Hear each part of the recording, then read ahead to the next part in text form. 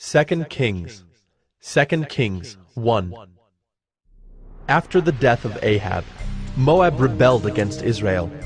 Now Ahaziah fell through the lattice in his upper chamber in Samaria, and lay sick. So he sent messengers, telling them, Go, inquire of Beelzebub, the god of Ekron, whether I shall recover from this sickness.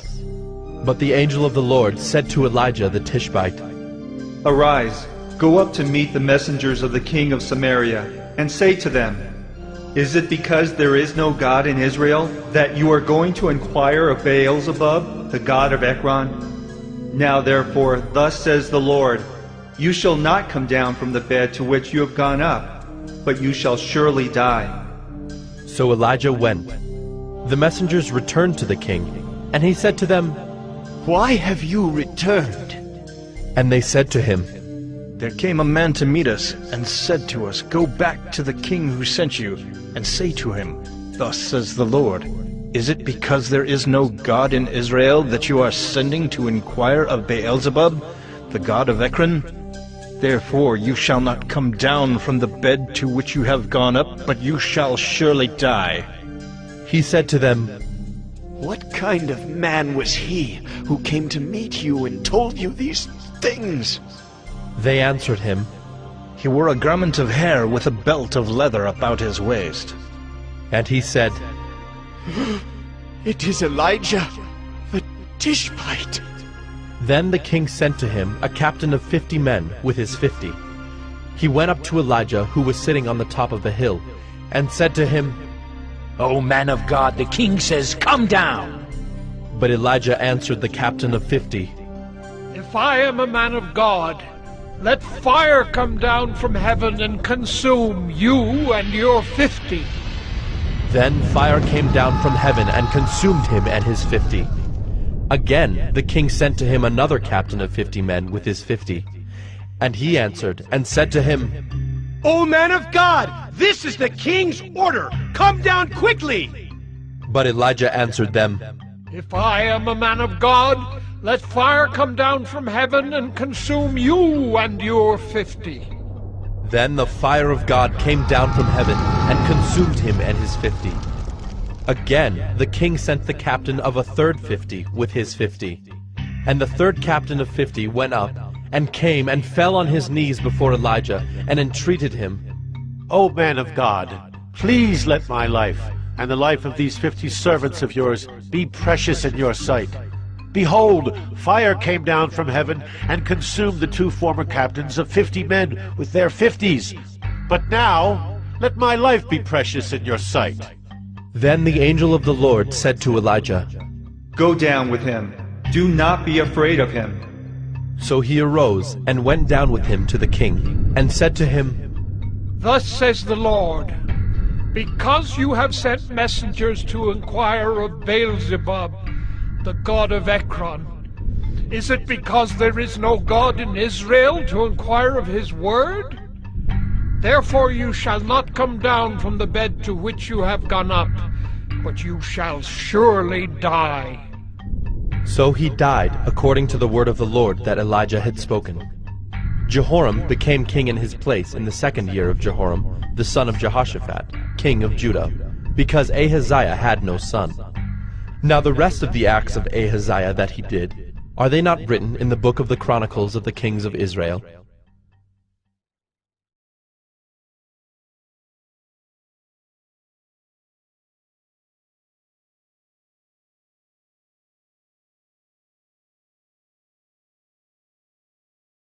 Second Kings 2. Now when the Lord was about to take Elijah up to heaven by a whirlwind, Elijah and Elisha were on their way from Gilgal. And Elijah said to Elisha, Please stay here, for the Lord has sent me as far as Bethel. But Elisha said, As the Lord lives, and as you yourself live, I will not leave you. So they went down to Bethel. And the sons of the prophets who were in Bethel came out to Elisha and said to him, Do you know that today the Lord will take away your master from over you? And he said, Yes, I know it. Keep quiet. Elijah said to him, Elisha, please stay here, for the Lord has sent me to Jericho. But he said, As the Lord lives, and as you yourself live, I will not leave you. So they came to Jericho. The sons of the prophets who were at Jericho drew near to Elisha and said to him, Do you know that today the Lord will take away your master from over you? And he answered, Yes, I know it. Keep quiet. Then Elijah said to him, Please stay here, for the Lord has sent me to the Jordan. But he said, As the Lord lives, and as you yourself live, I will not leave you. So the two of them went on. 50 men of the sons of the prophets also went and stood at some distance from them as they both were standing by the Jordan. Then Elijah took his cloak and rolled it up and struck the water, and the water was parted to the one side and to the other, till the two of them could go over on dry ground. When they had crossed, Elijah said to Elisha, Ask what I shall do for you, before I am taken from you. And Elisha said, Please, let there be a double portion of your spirit on me. And he said, You have asked a hard thing. Yet, if you see me as I am being taken from you, it shall be so for you. But if you do not see me, it shall not be so. And as they still went on and talked, behold, chariots of fire and horses of fire separated the two of them. And Elijah went up by a whirlwind into heaven. And Elisha saw it, and he cried, My father! My father! The chariots of Israel and its horsemen! And he saw him no more. Then he took hold of his own clothes, and tore them in two pieces. And he took up the cloak of Elijah that had fallen from him, and went back and stood on the bank of the Jordan. Then he took the cloak of Elijah that had fallen from him, and struck the water, saying, Where is the Lord, the God of Elijah? And when he had struck the water was parted to the one side and to the other, and Elisha went over. Now when the sons of the prophets who were at Jericho saw him opposite them, they said, The spirit of Elijah rests on Elisha. And they came to meet him, and bowed to the ground before him. And they said to him, Behold now, there are with your servants 50 strong men. Please let them go and seek your master. It may be that the Spirit of the Lord has caught him up and cast him upon some mountain or into some valley. And he said, You shall not send. But when they urged him till he was ashamed, he said, Send. They sent, therefore, 50 men. And for 3 days they sought him, but did not find him. And they came back to him while he was staying at Jericho. And he said to them, Did I not say to you, Do not go? Now the men of the city said to Elisha, Behold, the situation of this city is pleasant, as my lord sees. But the water is bad, and the land is unfruitful. He said, Bring me a new bowl, and put salt in it. So they brought it to him. Then he went to the spring of water, and threw salt in it, and said, Thus says the Lord, I have healed this water. From now on, neither death nor miscarriage shall come from it. So the water has been healed to this day, according to the word that Elisha spoke. He went up from there to Bethel, and while he was going up on the way, some small boys came out of the city and jeered at him, saying, Go up, you bald head! Go up, you bald head! And he turned around, and when he saw them, he cursed them in the name of the Lord. And 2 she-bears came out of the woods and tore 42 of the boys. From there he went on to Mount Carmel, and from there he returned to Samaria.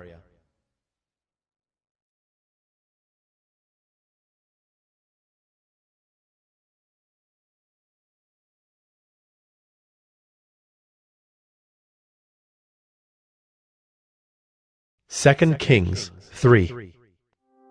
In the 18th year of Jehoshaphat, king of Judah, Jehoram the son of Ahab became king over Israel in Samaria, and he reigned 12 years.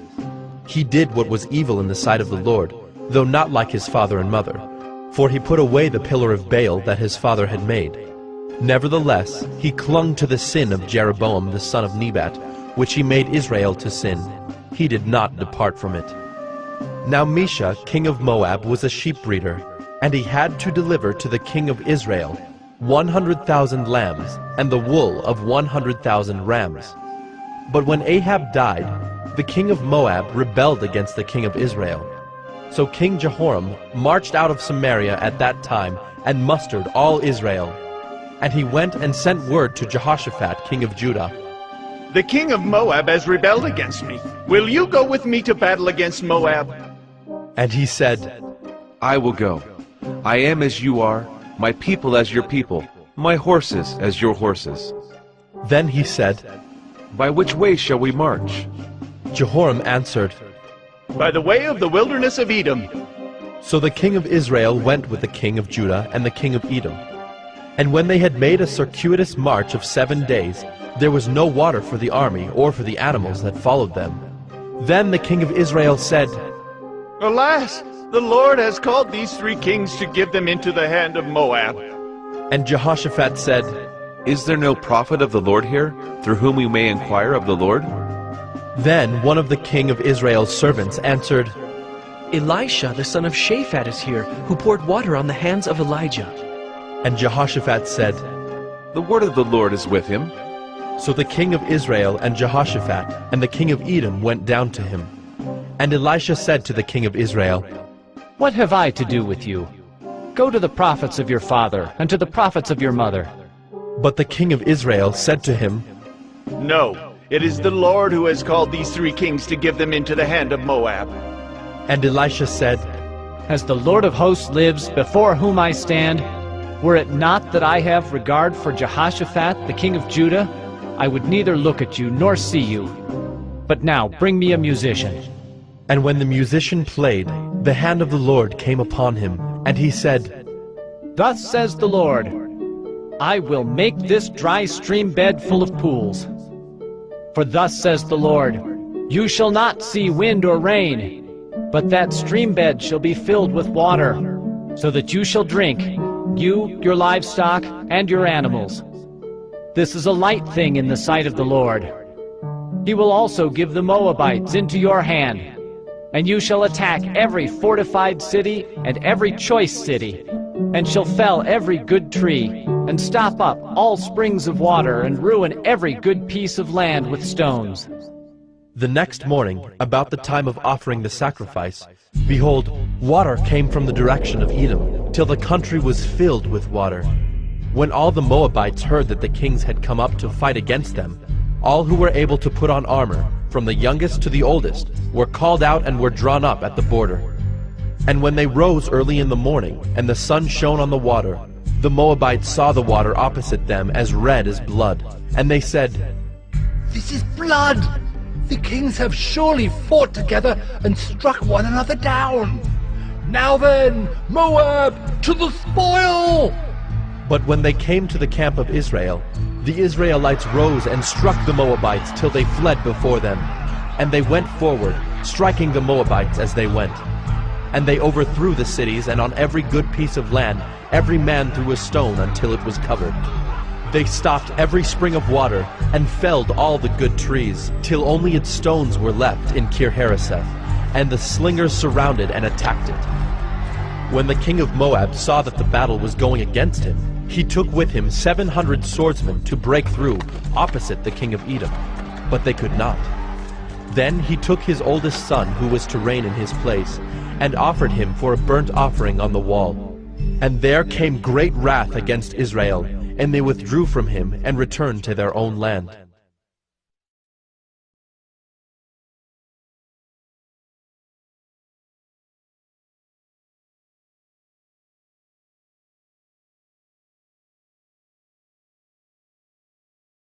Second Kings 4. Now the wife of one of the sons of the prophets cried to Elisha, Your servant, my husband, is dead, and you know that your servant feared the Lord. But the creditor has come to take my 2 children to be his slaves. And Elisha said to her, What shall I do for you? Tell me, what have you in the house? And she said, Your servant has nothing in the house except a jar of oil. Then he said, Go outside, borrow vessels from all your neighbors, empty vessels, and not too few. Then go in and shut the door behind yourself and your sons, and pour into all these vessels. And when one is full, set it aside. So she went from him and shut the door behind herself and her sons. And as she poured, they brought the vessels to her. When the vessels were full, she said to her son, "Bring me another vessel." And he said to her, "There is not another." Then the oil stopped flowing. She came and told the man of God, and he said, "Go, sell the oil and pay your debts, and you and your sons can live on the rest." One day Elisha went on to Shunem, where a wealthy woman lived, who urged him to eat some food. So whenever he passed that way, he would turn in there to eat food. And she said to her husband, "Behold now, I know that this is a holy man of God who is continually passing our way. Let us make a small room on the roof with walls and put there for him a bed, a table, a chair, and a lamp, so that whenever he comes to us, he can go in there." One day he came there, and he turned into the chamber and rested there. And he said to Gehazi his servant, "Call this Shunammite." When he had called her, she stood before him. And he said to him, "Say now to her, See, you have taken all this trouble for us. What is to be done for you? Would you have a word spoken on your behalf to the king or to the commander of the army?" She answered, "I dwell among my own people." And he said, "What then is to be done for her?" Gehazi answered, "Well, she has no son, and her husband is old." He said, "Call her." And when he had called her, she stood in the doorway. And he said, "At this season, about this time next year, you shall embrace a son." And she said, "No, my lord, O man of God, do not lie to your servant." But the woman conceived, and she bore a son about that time the following spring, as Elisha had said to her. When the child had grown, he went out one day to his father among the reapers. And he said to his father, "Oh, my head! My head!" The father said to his servant, "Carry him to his mother." And when he had lifted him and brought him to his mother, the child sat on her lap till noon, and then he died. And she went up and laid him on the bed of the man of God, and shut the door behind him, and went out. Then she called to her husband, and said, "Send me one of the servants and one of the donkeys, that I may quickly go to the man of God and come back again." And he said, "Why will you go to him today? It is neither new moon nor Sabbath." She said, "All is well." Then she saddled the donkey, and she said to her servant, "Urge the animal on. Do not slacken the pace for me unless I tell you."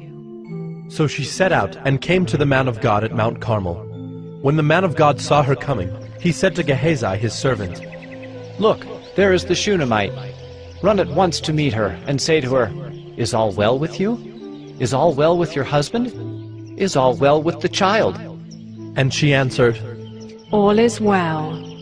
And when she came to the mountain to the man of God, she caught hold of his feet, and Gehazi came to push her away.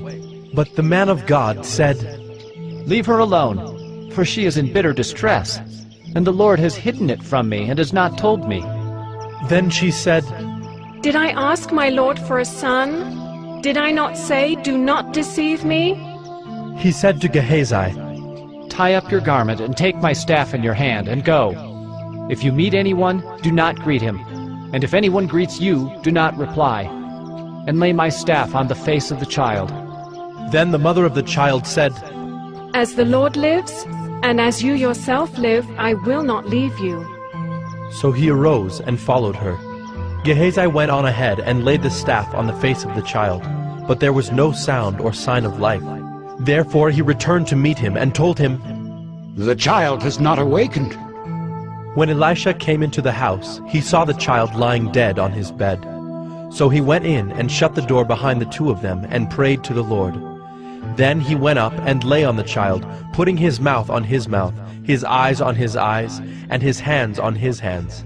And as he stretched himself upon him, the flesh of the child became warm.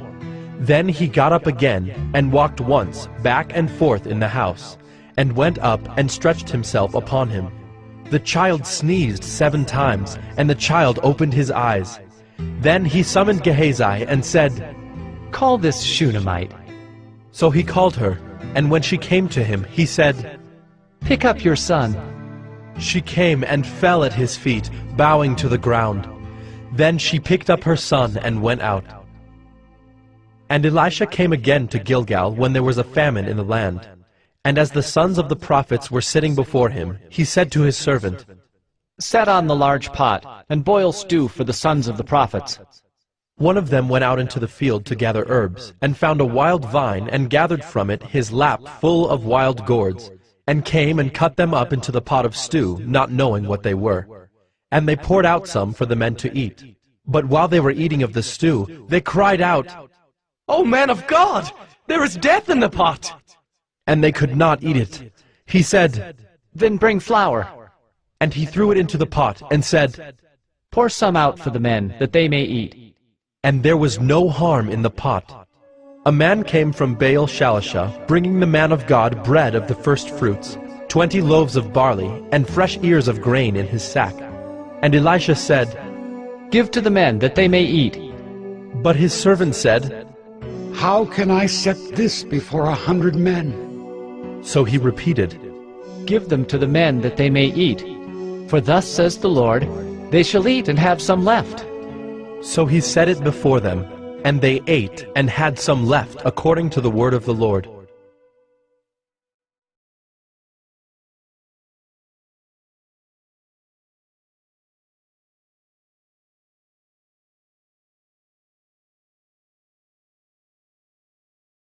Second Kings 5.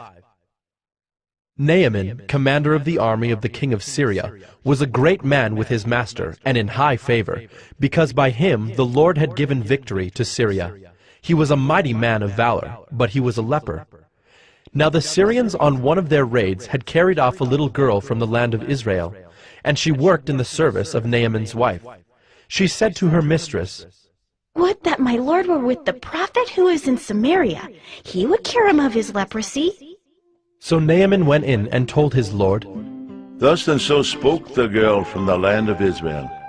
And the king of Syria said, "Go now, and I will send a letter to the king of Israel." So he went, taking with him 10 talents of silver, 6,000 shekels of gold, and 10 changes of clothing. And he brought the letter to the king of Israel, which read, "When this letter reaches you, know that I have sent to you Naaman my servant, that you may cure him of his leprosy." And when the king of Israel read the letter, he tore his clothes and said, "Am I God to kill and to make alive, that this man sends word to me to cure a man of his leprosy? Only consider and see how he is seeking a quarrel with me." But when Elisha, the man of God, heard that the king of Israel had torn his clothes, he sent to the king, saying, "Why have you torn your clothes? Let him come now to me, that he may know that there is a prophet in Israel." So Naaman came with his horses and chariots, and stood at the door of Elisha's house. And Elisha sent a messenger to him, saying, "Go and wash in the Jordan 7 times, and your flesh shall be restored, and you shall be clean." But Naaman was angry, and went away, saying, "Behold, I thought that he would surely come out to me, and stand and call upon the name of the Lord his God, and wave his hand over the place and cure the leper. Are not Abana and Pharpar, the rivers of Damascus, better than all the waters of Israel? Could I not wash in them and be clean?" So he turned and went away in a rage. But his servants came near, and said to him, "My father, it is a great word the prophet has spoken to you. Will you not do it? Has he actually said to you, 'Wash and be clean'?" So he went down and dipped himself 7 times in the Jordan, according to the word of the man of God. And his flesh was restored like the flesh of a little child, and he was clean. Then he returned to the man of God, he and all his company, and he came and stood before him.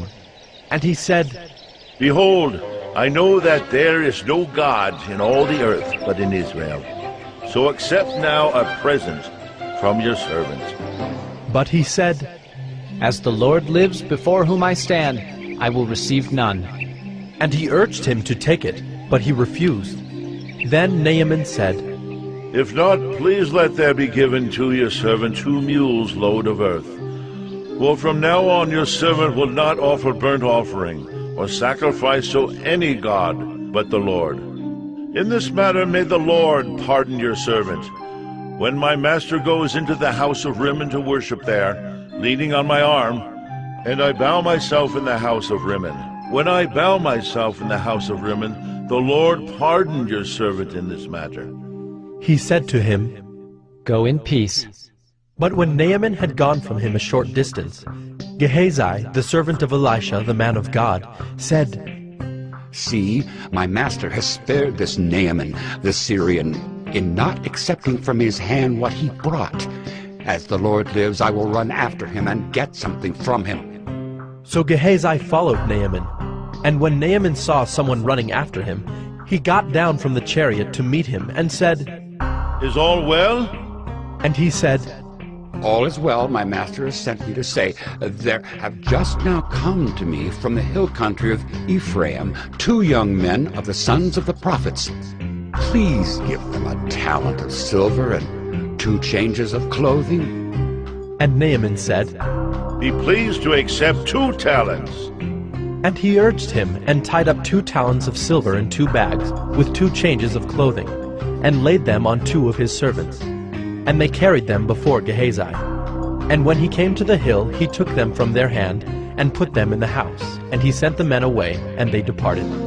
He went in, and stood before his master. And Elisha said to him, Where have you been, Gehazi? And he said, Your servant went nowhere. But he said to him, Did not my heart go when the man turned from his chariot to meet you? Was it a time to accept money and garments, olive orchards and vineyards, sheep and oxen, male servants and female servants? Therefore the leprosy of Naaman shall cling to you and to your descendants forever. So he went out from his presence a leper like snow.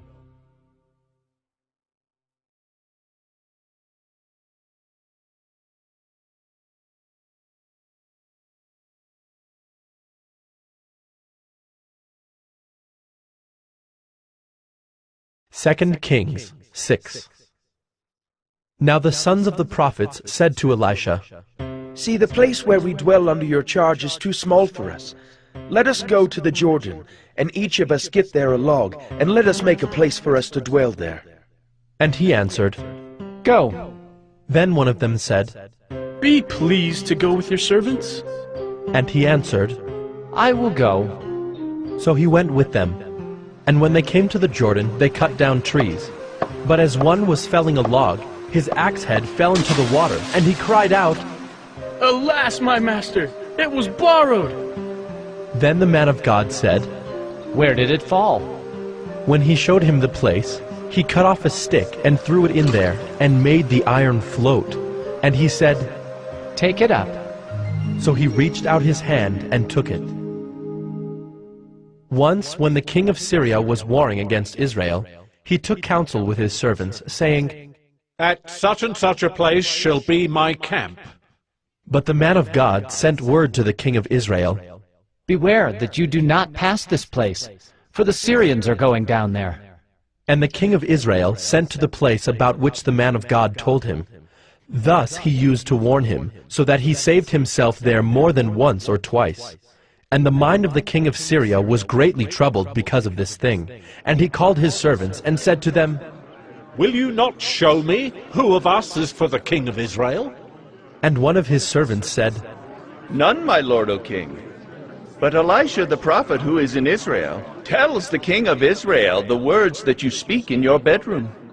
And he said, Go and see where he is, that I may send and seize him. It was told him, Behold, he is in Dothan. So he sent there horses and chariots and a great army, and they came by night and surrounded the city. When the servant of the man of God rose early in the morning and went out, behold, an army with horses and chariots was all around the city. And the servant said, Alas, my master, what shall we do? He said, Do not be afraid, For those who are with us are more than those who are with them. Then Elisha prayed and said, O Lord, please, open his eyes, that he may see. So the Lord opened the eyes of the young man, and he saw, and behold, the mountain was full of horses and chariots of fire all around Elisha. And when the Syrians came down against him, Elisha prayed to the Lord and said, Please, strike this people with blindness. So he struck them with blindness in accordance with the prayer of Elisha. And Elisha said to them, This is not the way, and this is not the city. Follow me, and I will bring you to the man whom you seek. And he led them to Samaria. As soon as they entered Samaria, Elisha said, O Lord, open the eyes of these men, that they may see. So the Lord opened their eyes, and they saw, and behold, they were in the midst of Samaria. As soon as the king of Israel saw them, he said to Elisha, My father, shall I strike them down? Shall I strike them down? He answered, You shall not strike them down. Would you strike down those whom you have taken captive with your sword and with your bow? Set bread and water before them, that they may eat and drink, and go to their master. So he prepared for them a great feast, and when they had eaten and drunk, he sent them away, and they went to their master. And the Syrians did not come again on raids into the land of Israel. Afterward, Ben-Hadad, king of Syria, mustered his entire army, and went up and besieged Samaria. And there was a great famine in Samaria as they besieged it, until a donkey's head was sold for 80 shekels of silver, and the fourth part of a cab of dove's dung for 5 shekels of silver. Now as the king of Israel was passing by on the wall, a woman cried out to him, saying, Help, my lord, O king! And he said, If the Lord will not help you, how shall I help you? From the threshing floor or from the winepress? And the king asked her, What is your trouble? She answered, This woman said to me, Give your son, that we may eat him today, and we will eat my son tomorrow. So we boiled my son and ate him. And on the next day I said to her, Give your son, that we may eat him. But she has hidden her son. When the king heard the words of the woman, he tore his clothes. Now he was passing by on the wall, and the people looked, and behold, he had sackcloth beneath on his body. And he said, May God do so to me, and more also, if the head of Elisha the son of Shaphat remains on his shoulders today. Elisha was sitting in his house, and the elders were sitting with him. Now the king had dispatched a man from his presence, but before the messenger arrived, Elisha said to the elders, Do you see how this murderer has sent to take off my head? Look, when the messenger comes, shut the door, and hold the door fast against him. Is not the sound of his master's feet behind him? And while he was still speaking with them, the messenger came down to him and said, This trouble is from the Lord. Why should I wait for the Lord any longer?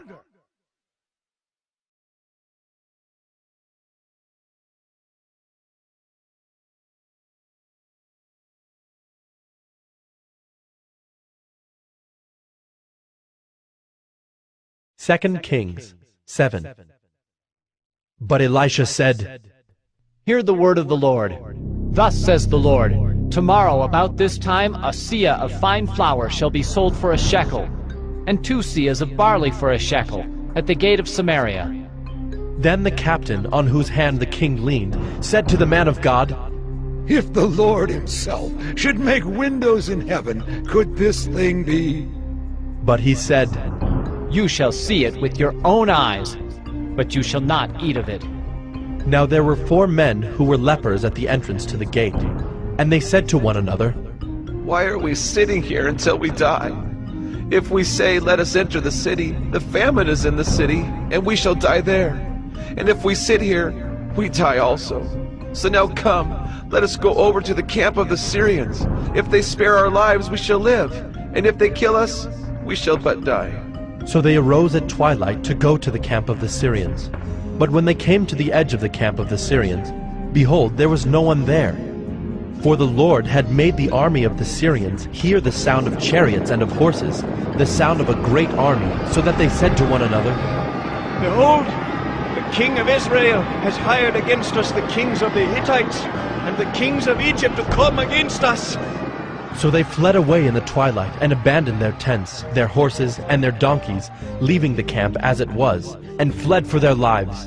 And when these lepers came to the edge of the camp, they went into a tent and ate and drank, and they carried off silver and gold and clothing, and went and hid them. Then they came back and entered another tent, and carried off things from it, and went and hid them. Then they said to one another, "We are not doing right. This day is a day of good news. If we are silent and wait until the morning light, punishment will overtake us. Now therefore come, let us go and tell the king's household." So they came and called to the gatekeepers of the city, and told them, "We came to the camp of the Syrians, and behold, there was no one to be seen or heard there. Nothing but the horses tied and the donkeys tied and the tents as they were." Then the gatekeepers called out, and it was told within the king's household. And the king rose in the night and said to his servants, "I will tell you what the Syrians have done to us. They know that we are hungry. Therefore they have gone out of the camp to hide themselves in the open country, thinking, when they come out of the city we shall take them alive and get into the city."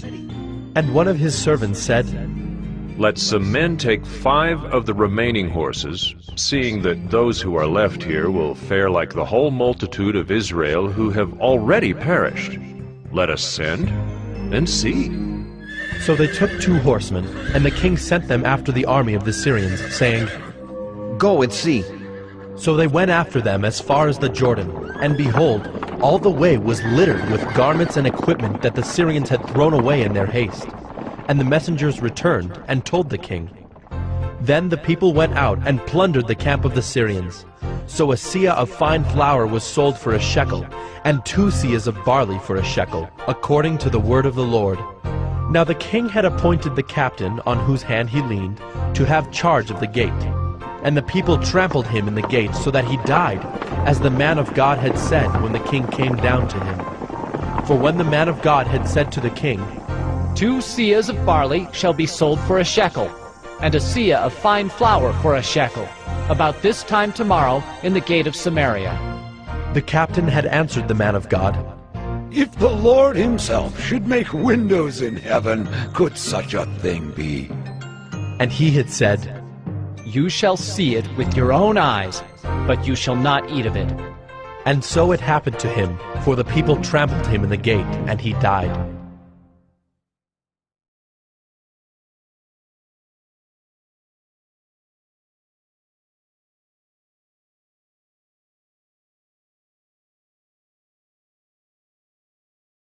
Second Kings 8. Now Elisha had said to the woman whose son he had restored to life, "Arise and depart with your household, and sojourn wherever you can, for the Lord has called for a famine, and it will come upon the land for 7 years." So the woman arose and did according to the word of the man of God. She went with her household and sojourned in the land of the Philistines 7 years. And at the end of the 7 years, when the woman returned from the land of the Philistines, she went to appeal to the king for her house and her land. Now the king was talking with Gehazi, the servant of the man of God, saying, "Tell me all the great things that Elisha has done." And while he was telling the king how Elisha had restored the dead to life, behold, the woman whose son he had restored to life appealed to the king for her house and her land. And Gehazi said, "My lord, O king, here is the woman, and here is her son whom Elisha restored to life." And when the king asked the woman, she told him. So the king appointed an official for her, saying, "Restore all that was hers, together with all the produce of the fields from the day that she left the land until now." Now Elisha came to Damascus.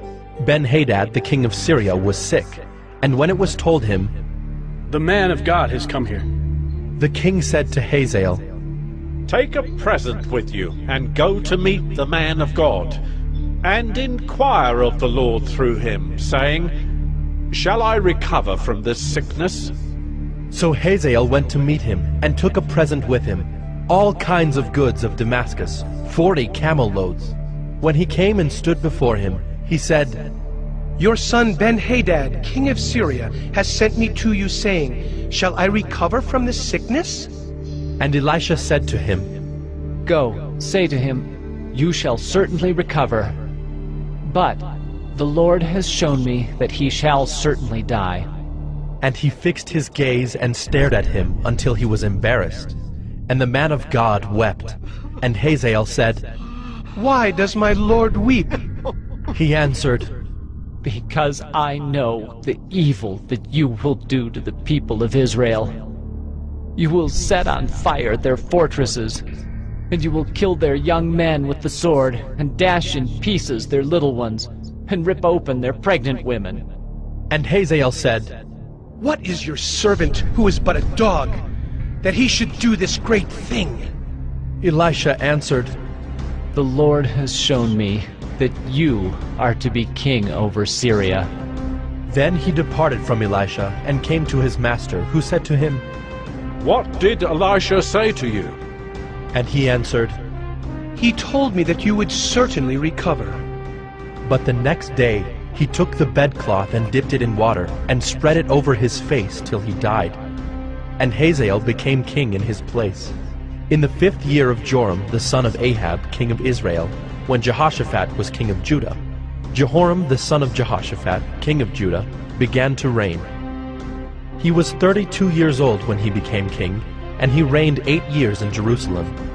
And he walked in the way of the kings of Israel, as the house of Ahab had done, for the daughter of Ahab was his wife.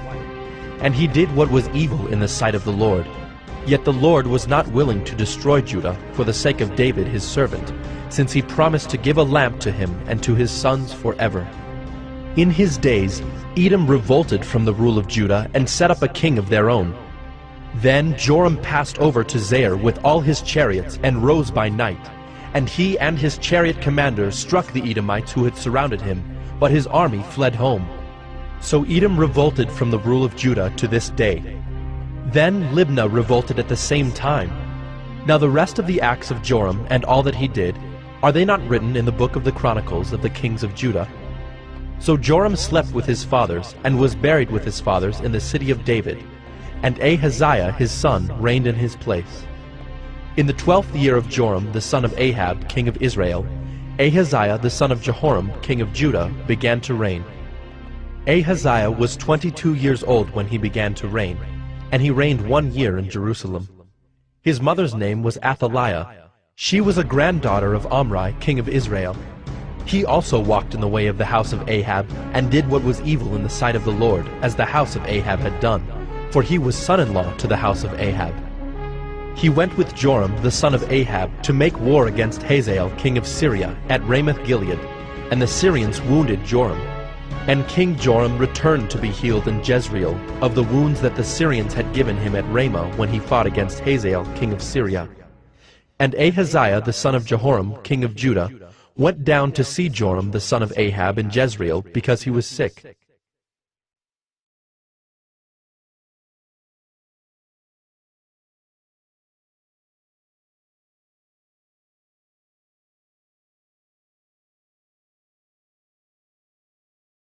Second Kings 9. Then Elisha the prophet called one of the sons of the prophets and said to him, Tie up your garments, and take this flask of oil in your hand, and go to Ramoth-Gilead.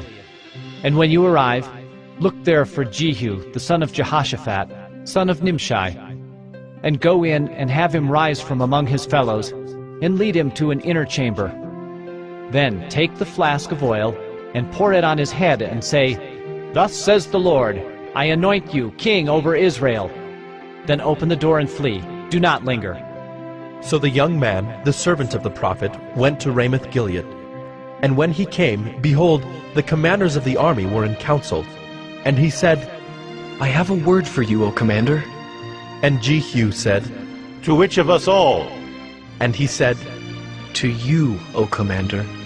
So he arose and went into the house. And the young man poured the oil on his head, saying to him, Thus says the Lord, the God of Israel, I anoint you king over the people of the Lord over Israel. And you shall strike down the house of Ahab your master, so that I may avenge on Jezebel the blood of my servants, the prophets, and the blood of all the servants of the Lord. For the whole house of Ahab shall perish, and I will cut off from Ahab every male, bond or free, in Israel. And I will make the house of Ahab like the house of Jeroboam, the son of Nebat, and like the house of Baasha, the son of Ahijah. And the dogs shall eat Jezebel in the territory of Jezreel, and none shall bury her. Then he opened the door and fled. When Jehu came out to the servants of his master, they said to him, Is all well? Why did this mad fellow come to you? And he said to them, You know the fellow and his talk. And they said, That is not true. Tell us now. And he said, Thus and so he spoke to me, saying, Thus says the Lord, I anoint you king over Israel. Then in haste every man of them took his garment, and put it under him on the bare steps.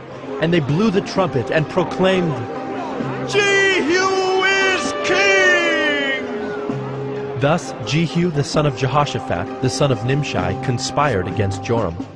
Now Joram with all Israel had been on guard at Ramoth-Gilead against Hazael king of Syria. But King Joram had returned to be healed in Jezreel of the wounds that the Syrians had given him when he fought with Hazael king of Syria. So Jehu said, If this is your decision, then let no one slip out of the city to go and tell the news in Jezreel. Then Jehu mounted his chariot and went to Jezreel, for Joram lay there. And Ahaziah king of Judah had come down to visit Joram. Now the watchman was standing on the tower in Jezreel, and he saw the company of Jehu as he came, and said, I see a company! And Joram said, Take a horseman and send to meet them, and let him say, Is it peace? So a man on horseback went to meet him, and said, Thus says the king, Is it peace? And Jehu said, What do you have to do with peace? Turn around and ride behind me. And the watchman reported, saying, The messenger reached them, but he is not coming back. Then he sent out a second horseman, who came to them and said, Thus the king has said, Is it peace? And Jehu answered, What do you have to do with peace? Turn around and ride behind me. Again the watchman reported, He reached them, but he is not coming back. And the driving is like the driving of Jehu, the son of Nimshi, for he drives furiously. Joram said, Make ready. And they made ready his chariot. Then Joram king of Israel and Ahaziah king of Judah set out, each in his chariot, and went to meet Jehu, and met him at the property of Naboth the Jezreelite. And when Joram saw Jehu, he said, Is it peace, Jehu? He answered, What peace can there be, so long as the whorings and the sorceries of your mother Jezebel are so many? Then Joram reined about and fled, saying to Ahaziah, Treachery, O Ahaziah! And Jehu drew his bow with his full strength, and shot Joram between the shoulders, so that the arrow pierced his heart, and he sank in his chariot. Jehu said to Bidkar his aide, Take him up and throw him on the plot of ground belonging to Naboth the Jezreelite. For remember when you and I rode side by side behind Ahab his father, how the Lord made this pronouncement against him. As surely as I saw yesterday the blood of Naboth and the blood of his sons, declares the Lord, I will repay you on this plot of ground. Now therefore take him up and throw him on the plot of ground in accordance with the word of the Lord. When Ahaziah the king of Judah saw this, he fled in the direction of Beth-Hagan, and Jehu pursued him and said, Shoot him also! And they shot him in the chariot at the ascent of Gur, which is by Ibleam. And he fled to Megiddo and died there. His servants carried him in a chariot to Jerusalem, and buried him in his tomb with his fathers in the city of David. In the 11th year of Joram, the son of Ahab, Ahaziah began to reign over Judah. When Jehu came to Jezreel, Jezebel heard of it, and she painted her eyes and adorned her head and looked out of the window. And as Jehu entered the gate, she said, Is it peace, you Zimri, murderer of your master? And he lifted up his face to the window and said, Who is on my side? Who? 2 or 3 eunuchs looked out at him. He said, Throw her down! So they threw her down, and some of her blood spattered on the wall and on the horses, and they trampled on her. Then he went in and ate and drank. And he said, "See now to this cursed woman and bury her, for she is a king's daughter." But when they went to bury her, they found no more of her than the skull and the feet and the palms of her hands. When they came back and told him, he said, "This is the word of the Lord, which he spoke by his servant Elijah the Tishbite. In the territory of Jezreel the dogs shall eat the flesh of Jezebel, and the corpse of Jezebel shall be as dung on the face of the field in the territory of Jezreel, so that no one can say, 'This is Jezebel.'"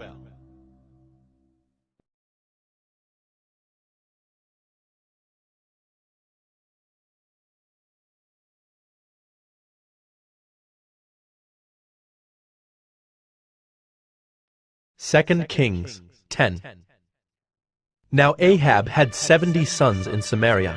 So Jehu wrote letters and sent them to Samaria, to the rulers of the city, to the elders, and to the guardians of the sons of Ahab, saying, "Now then, as soon as this letter comes to you, seeing your master's sons are with you, and there are with you chariots and horses, fortified cities also, and weapons, select the best and fittest of your master's sons, and set him on his father's throne, and fight for your master's house."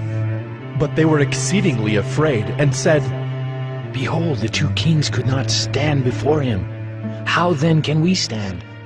So he who was over the palace, and he who was over the city, together with the elders and the guardians, sent to Jehu, saying, "We are your servants, and we will do all that you tell us. We will not make anyone king. Do whatever is good in your eyes." Then he wrote to them a second letter, saying, "If you are on my side, and if you are ready to obey me, take the heads of your master's sons, and come to me at Jezreel tomorrow at this time." Now the king's sons, 70 persons, were with the great men of the city who were bringing them up. And as soon as the letter came to them, they took the king's sons and slaughtered them, 70 persons, and put their heads in baskets, and sent them to him at Jezreel. When the messenger came and told him, "They have brought the heads of the king's sons," he said, "Lay them in 2 heaps at the entrance of the gate until the morning." Then in the morning, when he went out, he stood and said to all the people, "You are innocent. It was I who conspired against my master and killed him. But who struck down all these? Know then that there shall fall to the earth nothing of the word of the Lord, which the Lord spoke concerning the house of Ahab, for the Lord has done what he said by his servant Elijah." So Jehu struck down all who remained of the house of Ahab in Jezreel, all his great men and his close friends and his priests, until he left him none remaining. Then he set out and went to Samaria. On the way, when he was at Beth-eked of the shepherds, Jehu met the relatives of Ahaziah, king of Judah, and he said, "Who are you?" And they answered, "We are the relatives of Ahaziah, and we came down to visit the royal princes and the sons of the queen mother." He said, "Take them alive." And they took them alive and slaughtered them at the pit of Beth-eked, 42 persons, and he spared none of them. And when he departed from there, he met Jehonadab, the son of Rechab, coming to meet him. And he greeted him and said to him, "Is your heart true to my heart as mine is to yours?" And Jehonadab answered, "It is." Jehu said, "If it is, give me your hand." So he gave him his hand, and Jehu took him up with him into the chariot. And he said, "Come with me, and see my zeal for the Lord." So he had him ride in his chariot. And when he came to Samaria, he struck down all who remained to Ahab in Samaria, till he had wiped them out, according to the word of the Lord that he spoke to Elijah. Then Jehu assembled all the people, and said to them, "Ahab served Baal a little, but Jehu will serve him much. Now therefore call to me all the prophets of Baal, all his worshippers and all his priests. Let none be missing, for I have a great sacrifice to offer to Baal. Whoever is missing shall not live." But Jehu did it with cunning, in order to destroy the worshippers of Baal. And Jehu ordered, "Sanctify a solemn assembly for Baal!" So they proclaimed it. And Jehu sent throughout all Israel, and all the worshippers of Baal came, so that there was not a man left who did not come. And they entered the house of Baal, and the house of Baal was filled from one end to the other. He said to him who was in charge of the wardrobe, "Bring out the vestments for all the worshippers of Baal." So he brought out the vestments for them. Then Jehu went into the house of Baal with Jehonadab the son of Rechab, and he said to the worshippers of Baal, "Search, and see that there is no servant of the Lord here among you, but only the worshippers of Baal." Then they went in to offer sacrifices and burnt offerings. Now Jehu had stationed 80 men outside, and said, "The man who allows any of those whom I give into your hands to escape shall forfeit his life." So as soon as he had made an end of offering the burnt offering, Jehu said to the guard and to the officers, "Go in and strike them down. Let not a man escape." So when they put them to the sword, the guard and the officers cast them out and went into the inner room of the house of Baal, and they brought out the pillar that was in the house of Baal and burned it. And they demolished the pillar of Baal and demolished the house of Baal and made it a latrine to this day. Thus Jehu wiped out Baal from Israel. But Jehu did not turn aside from the sins of Jeroboam the son of Nebat, which he made Israel to sin, that is, the golden calves that were in Bethel and in Dan. And the Lord said to Jehu, "Because you have done well in carrying out what is right in my eyes, and have done to the house of Ahab according to all that was in my heart, your sons of the 4th generation shall sit on the throne of Israel." But Jehu was not careful to walk in the law of the Lord, the God of Israel, with all his heart. He did not turn from the sins of Jeroboam, which he made Israel to sin. In those days the Lord began to cut off parts of Israel. Hazael defeated them throughout the territory of Israel. From the Jordan eastward, all the land of Gilead, the Gadites and the Reubenites, and the Manassites from Aroer, which is by the valley of the Arnon, that is, Gilead and Bashan. Now the rest of the acts of Jehu, and all that he did, and all his might, are they not written in the book of the Chronicles of the kings of Israel? So Jehu slept with his fathers, and they buried him in Samaria. And Jehoahaz, his son, reigned in his place. The time that Jehu reigned over Israel in Samaria was 28 years.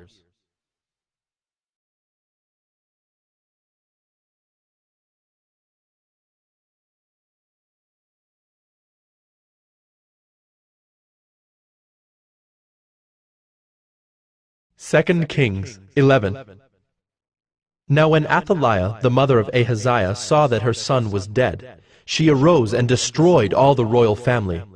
But Jehosheba, the daughter of King Joram, sister of Ahaziah, took Joash, the son of Ahaziah, and stole him away from among the king's sons who were being put to death, and she put him and his nurse in a bedroom. Thus they hid him from Athaliah, so that he was not put to death. And he remained with her 6 years, hidden in the house of the Lord, while Athaliah reigned over the land. But in the 7th year Jehoiada sent and brought the captains of the Kerites and of the guards, and had them come to him in the house of the Lord. And he made a covenant with them, and put them under oath in the house of the Lord, and he showed them the king's son. And he commanded them, "This is the thing that you shall do. 1/3 of you, those who come off duty on the Sabbath and guard the king's house, another third being at the gate sewer, and a third at the gate behind the guards, shall guard the palace.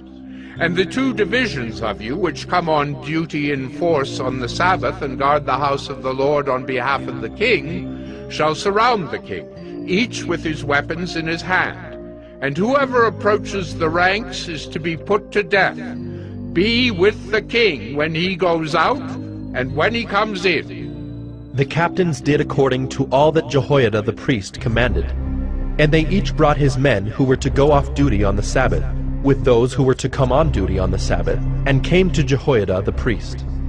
And the priest gave to the captains the spears and shields that had been King David's, which were in the house of the Lord.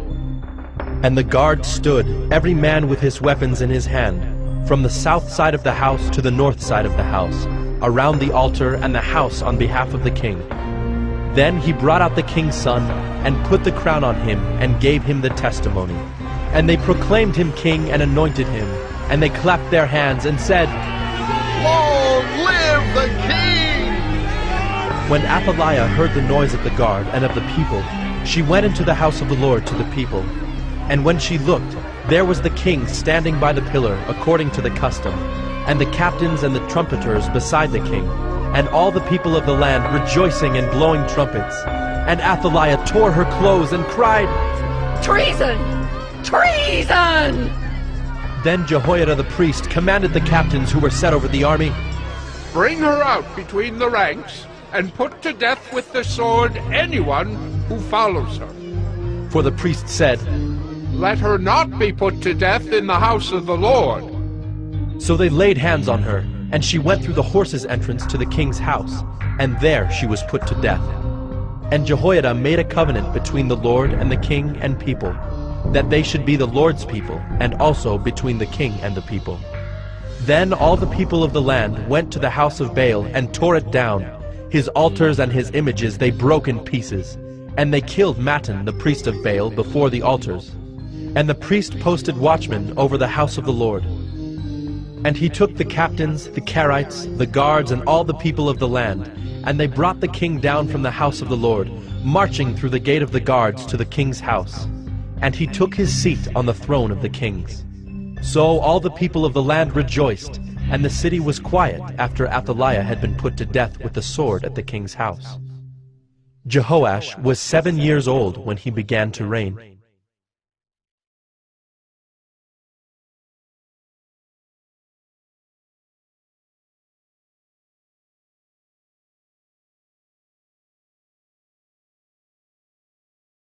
Second Kings 12. In the 7th year of Jehu, Jehoash began to reign, and he reigned 40 years in Jerusalem. His mother's name was Zibiah of Beersheba. And Jehoash did what was right in the eyes of the Lord all his days, because Jehoiada the priest instructed him. Nevertheless, the high places were not taken away. The people continued to sacrifice and make offerings on the high places. Jehoash said to the priests, "All the money of the holy things that is brought into the house of the Lord, the money for which each man is assessed, the money from the assessment of persons, and the money that a man's heart prompts him to bring into the house of the Lord, let the priest take, each from his donor, and let them repair the house wherever any need of repairs is discovered." But by the 23rd year of King Jehoash, the priests had made no repairs on the house. Therefore King Jehoash summoned Jehoiada the priest, and the other priests, and said to them, "Why are you not repairing the house? Now therefore take no more money from your donors, but hand it over for the repair of the house." So the priests agreed that they should take no more money from the people, and that they should not repair the house. Then Jehoiada the priest took a chest, and bored a hole in the lid of it, and set it beside the altar on the right side as one entered the house of the Lord. And the priests who guarded the threshold put in it all the money that was brought into the house of the Lord. And whenever they saw that there was much money in the chest, the king's secretary and the high priest came up, and they bagged and counted the money that was found in the house of the Lord. Then they would give the money that was weighed out into the hands of the workmen who had the oversight of the house of the Lord. And they paid it out to the carpenters and the builders who worked on the house of the Lord, and to the masons and the stonecutters, as well as to buy timber and quarried stone for making repairs on the house of the Lord, and for any outlay for the repairs of the house. But there were not made for the house of the Lord basins of silver, snuffers, bowls, trumpets, or any vessels of gold or of silver, from the money that was brought into the house of the Lord, for that was given to the workmen who were repairing the house of the Lord with it. And they did not ask an accounting from the men into whose hand they delivered the money to pay out to the workmen, for they dealt honestly. The money from the guilt offerings and the money from the sin offerings was not brought into the house of the Lord. It belonged to the priests. At that time, Hazael, king of Syria, went up and fought against Gath and took it. But when Hazael set his face to go up against Jerusalem, Jehoash, king of Judah, took all the sacred gifts that Jehoshaphat and Jehoram and Ahaziah his fathers, the kings of Judah, had dedicated, and his own sacred gifts, and all the gold that was found in the treasuries of the house of the Lord, and of the king's house, and sent these to Hazael, king of Syria. Then Hazael went away from Jerusalem. Now the rest of the acts of Joash, and all that he did, are they not written in the book of the Chronicles of the kings of Judah? his servants arose and made a conspiracy, and struck down Joash in the house of Millo on the way that goes down to Silla. It was Josachar the son of Shimeath, and Jehozabad the son of Shomer, his servants, who struck him down, so that he died. And they buried him with his fathers in the city of David, and Amaziah his son reigned in his place.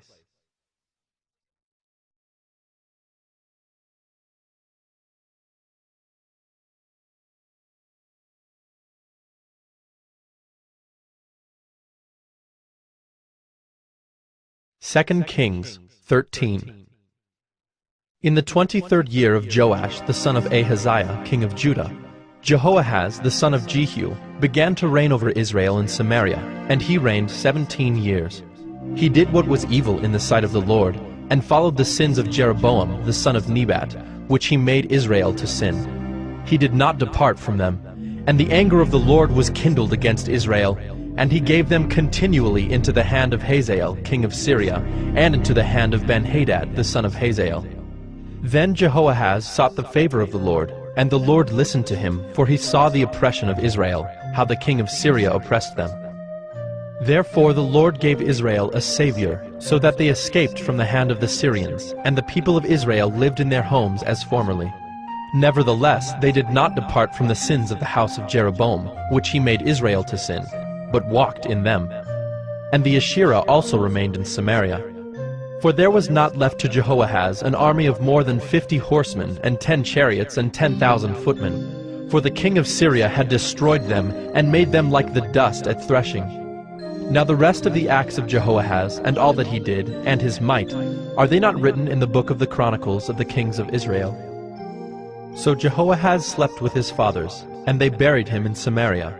And Joash his son reigned in his place. In the 37th year of Joash, king of Judah, Jehoash the son of Jehoahaz began to reign over Israel in Samaria, and he reigned 16 years. He also did what was evil in the sight of the Lord. He did not depart from all the sins of Jeroboam the son of Nebat, which he made Israel to sin, but he walked in them. Now the rest of the acts of Joash, and all that he did, and the might with which he fought against Amaziah king of Judah, are they not written in the book of the Chronicles of the kings of Israel? So Joash slept with his fathers, and Jeroboam sat on his throne. And Joash was buried in Samaria with the kings of Israel. Now when Elisha had fallen sick with the illness of which he was to die, Joash, king of Israel, went down to him, and wept before him, crying, My father, the chariots of Israel and its horsemen. And Elisha said to him, Take a bow and arrows. So he took a bow and arrows. Then he said to the king of Israel, Draw the bow. And he drew it. And Elisha laid his hands on the king's hands. And he said, Open the window eastward. And he opened it. Then Elisha said, Shoot. And he shot. And he said, The Lord's arrow of victory, the arrow of victory over Syria. For you shall fight the Syrians in Aphek, until you have made an end of them. And he said, Take the arrows. And he took them. And he said to the king of Israel, Strike the ground with them. And he struck 3 times and stopped. Then the man of God was angry with him and said, You should have struck 5 or 6 times. Then you would have struck down Syria until you had made an end of it. But now you will strike down Syria only 3 times. So Elisha died, and they buried him. Now bands of Moabites used to invade the land in the spring of the year. And as a man was being buried, behold, a marauding band was seen, and the man was thrown into the grave of Elisha. And as soon as the man touched the bones of Elisha, he revived and stood on his feet. Now Hazael, king of Syria, oppressed Israel all the days of Jehoahaz. But the Lord was gracious to them, and had compassion on them, and he turned toward them because of his covenant with Abraham, Isaac, and Jacob, and would not destroy them, nor has he cast them from his presence until now.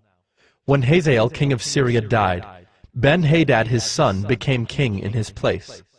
Then Jehoash the son of Jehoahaz took again from Ben-Hadad the son of Hazael the cities that he had taken from Jehoahaz his father in war. 3 times Joash defeated him and recovered the cities of Israel.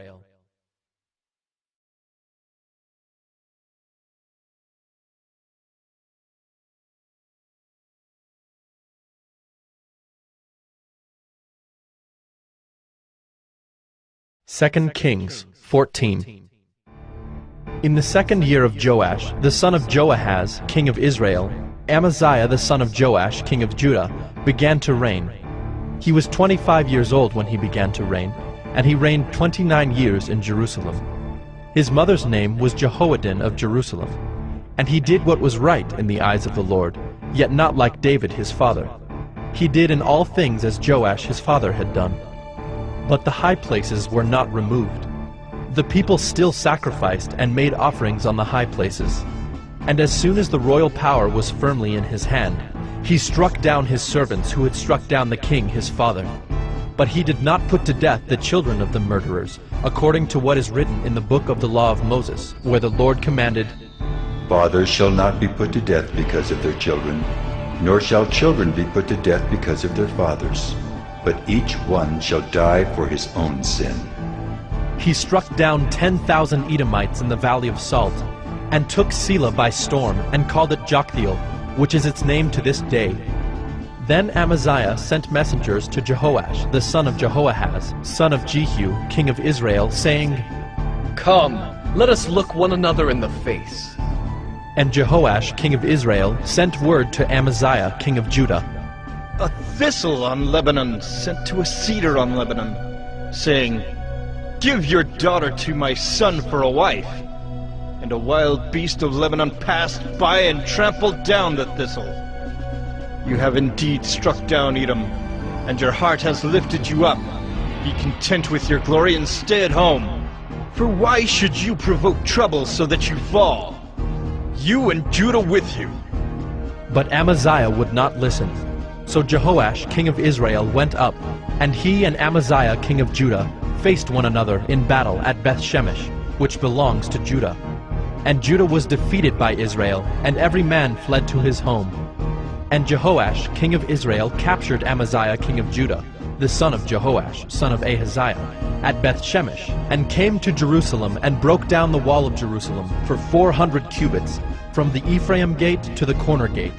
And he seized all the gold and silver, and all the vessels that were found in the house of the Lord, and in the treasuries of the king's house, also hostages, and he returned to Samaria.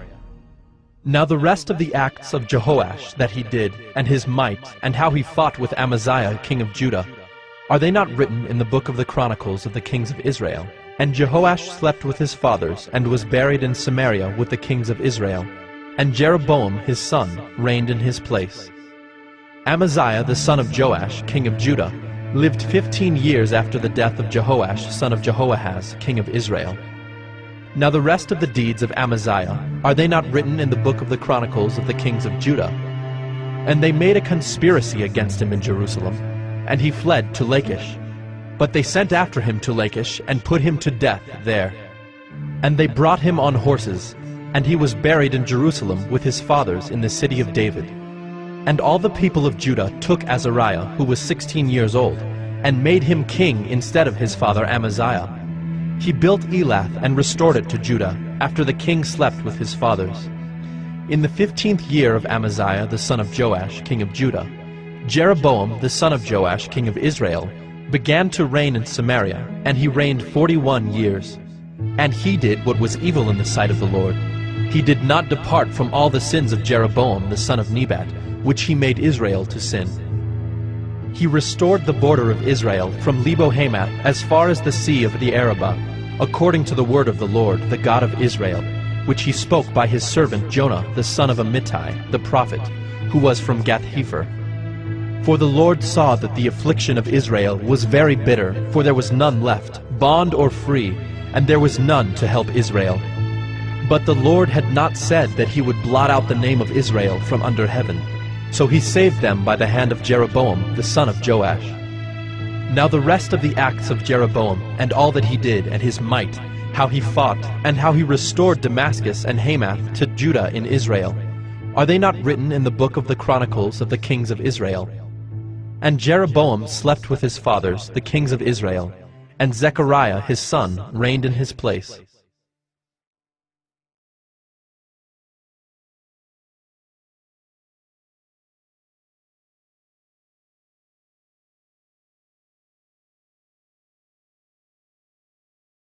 Second Kings 15.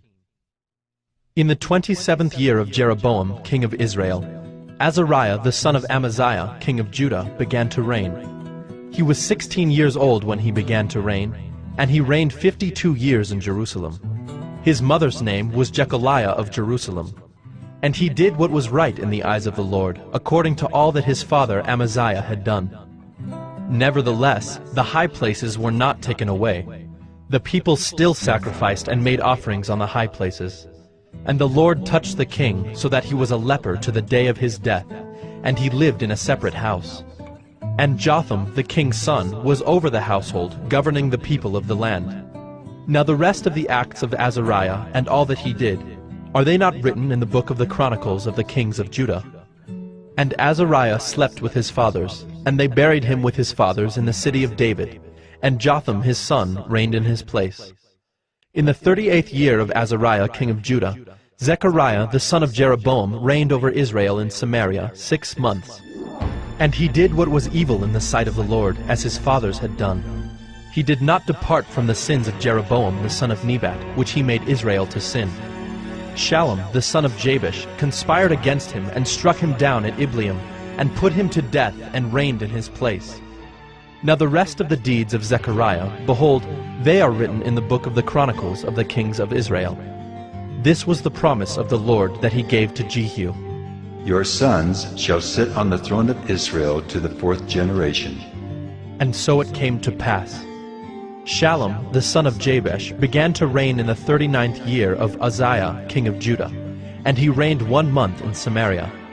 Then Menahem the son of Gadai came up from Tirzah, and came to Samaria, and he struck down Shallum the son of Jabesh in Samaria, and put him to death, and reigned in his place. Now the rest of the deeds of Shallum, and the conspiracy that he made, behold, they are written in the book of the Chronicles of the kings of Israel. At that time Menahem sacked Tiphsah, and all who were in it, and its territory from Tirzah on, because they did not open it to him. Therefore he sacked it, and he ripped open all the women in it who were pregnant. In the 39th year of Azariah king of Judah, Menahem the son of Gadai began to reign over Israel, and he reigned 10 years in Samaria. And he did what was evil in the sight of the Lord. He did not depart all his days from all the sins of Jeroboam the son of Nebat, which he made Israel to sin.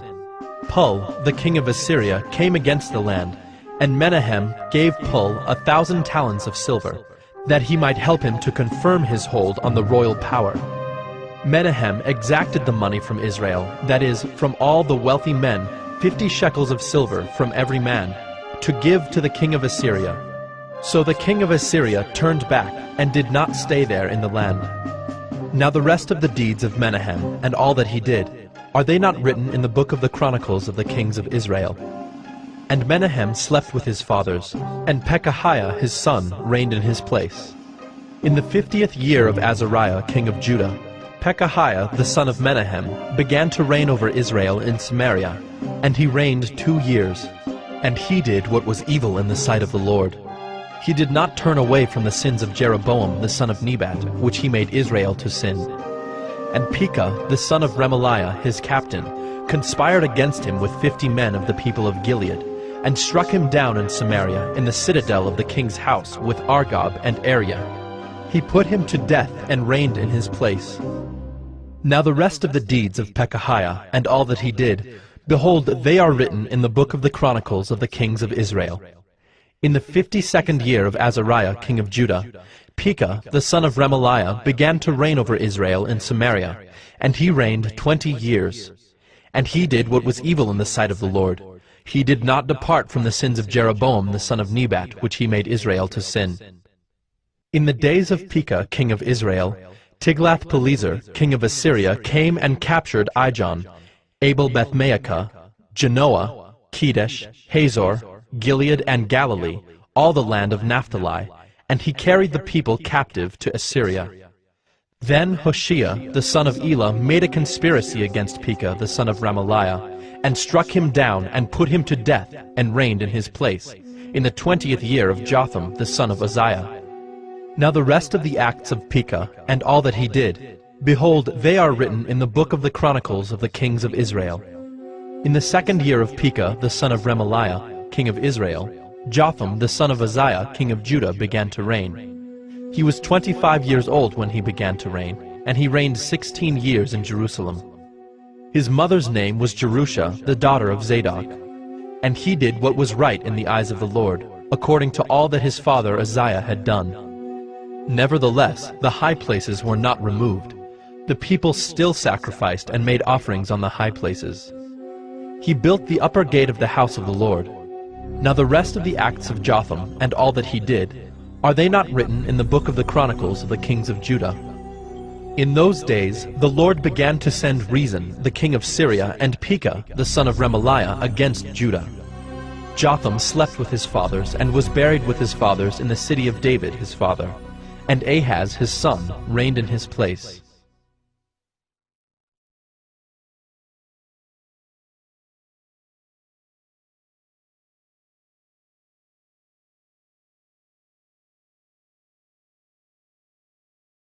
Second Kings 16. In the 17th year of Pekah, the son of Remaliah, Ahaz, the son of Jotham, king of Judah, began to reign. Ahaz was 20 years old when he began to reign, and he reigned 16 years in Jerusalem. And he did not do what was right in the eyes of the Lord his God, as his father David had done, but he walked in the way of the kings of Israel. He even burned his son as an offering, according to the despicable practices of the nations whom the Lord drove out before the people of Israel. And he sacrificed and made offerings on the high places and on the hills and under every green tree. Then Rezin, king of Syria, and Pekah, the son of Remaliah, king of Israel, came up to wage war on Jerusalem, and they besieged Ahaz, but could not conquer him. At that time Rezin, the king of Syria, recovered Elath for Syria, and drove the men of Judah from Elath, and the Edomites came to Elath, where they dwell to this day. So Ahaz sent messengers to Tiglath-Pileser, king of Assyria, saying, I am your servant and your son. Come up and rescue me from the hand of the king of Syria and from the hand of the king of Israel, who are attacking me. Ahaz also took the silver and gold that was found in the house of the Lord, and in the treasures of the king's house, and sent a present to the king of Assyria. And the king of Assyria listened to him. The king of Assyria marched up against Damascus and took it, carrying its people captive to Kir, and he killed Rezin. When King Ahaz went to Damascus to meet Tiglath-Pileser, king of Assyria, he saw the altar that was at Damascus. And King Ahaz sent to Uriah the priest a model of the altar and its pattern, exact in all its details. And Uriah the priest built the altar, in accordance with all that King Ahaz had sent from Damascus. So Uriah the priest made it, before King Ahaz arrived from Damascus. And when the king came from Damascus, the king viewed the altar. Then the king drew near to the altar, and went up on it, and burned his burnt offering and his grain offering, and poured his drink offering, and threw the blood of his peace offerings on the altar. And the bronze altar that was before the Lord he removed from the front of the house, from the place between his altar and the house of the Lord, and put it on the north side of his altar. And King Ahaz commanded Uriah the priest, saying, On the great altar burn the morning burnt offering, and the evening grain offering, and the king's burnt offering and his grain offering, with the burnt offering of all the people of the land, and their grain offering and their drink offering, and throw on it all the blood of the burnt offering and all the blood of the sacrifice. But the bronze altar shall be for me to inquire by. Uriah the priest did all this as King Ahaz commanded. And King Ahaz cut off the frames of the stands, and removed the basin from them. And he took down the sieve from off the bronze oxen that were under it, and put it on a stone pedestal. and the covered way for the Sabbath that had been built inside the house, and the outer entrance for the king, he caused to go around the house of the Lord, because of the king of Assyria. Now the rest of the acts of Ahaz that he did, are they not written in the book of the Chronicles of the kings of Judah? And Ahaz slept with his fathers, and was buried with his fathers in the city of David, and Hezekiah his son reigned in his place.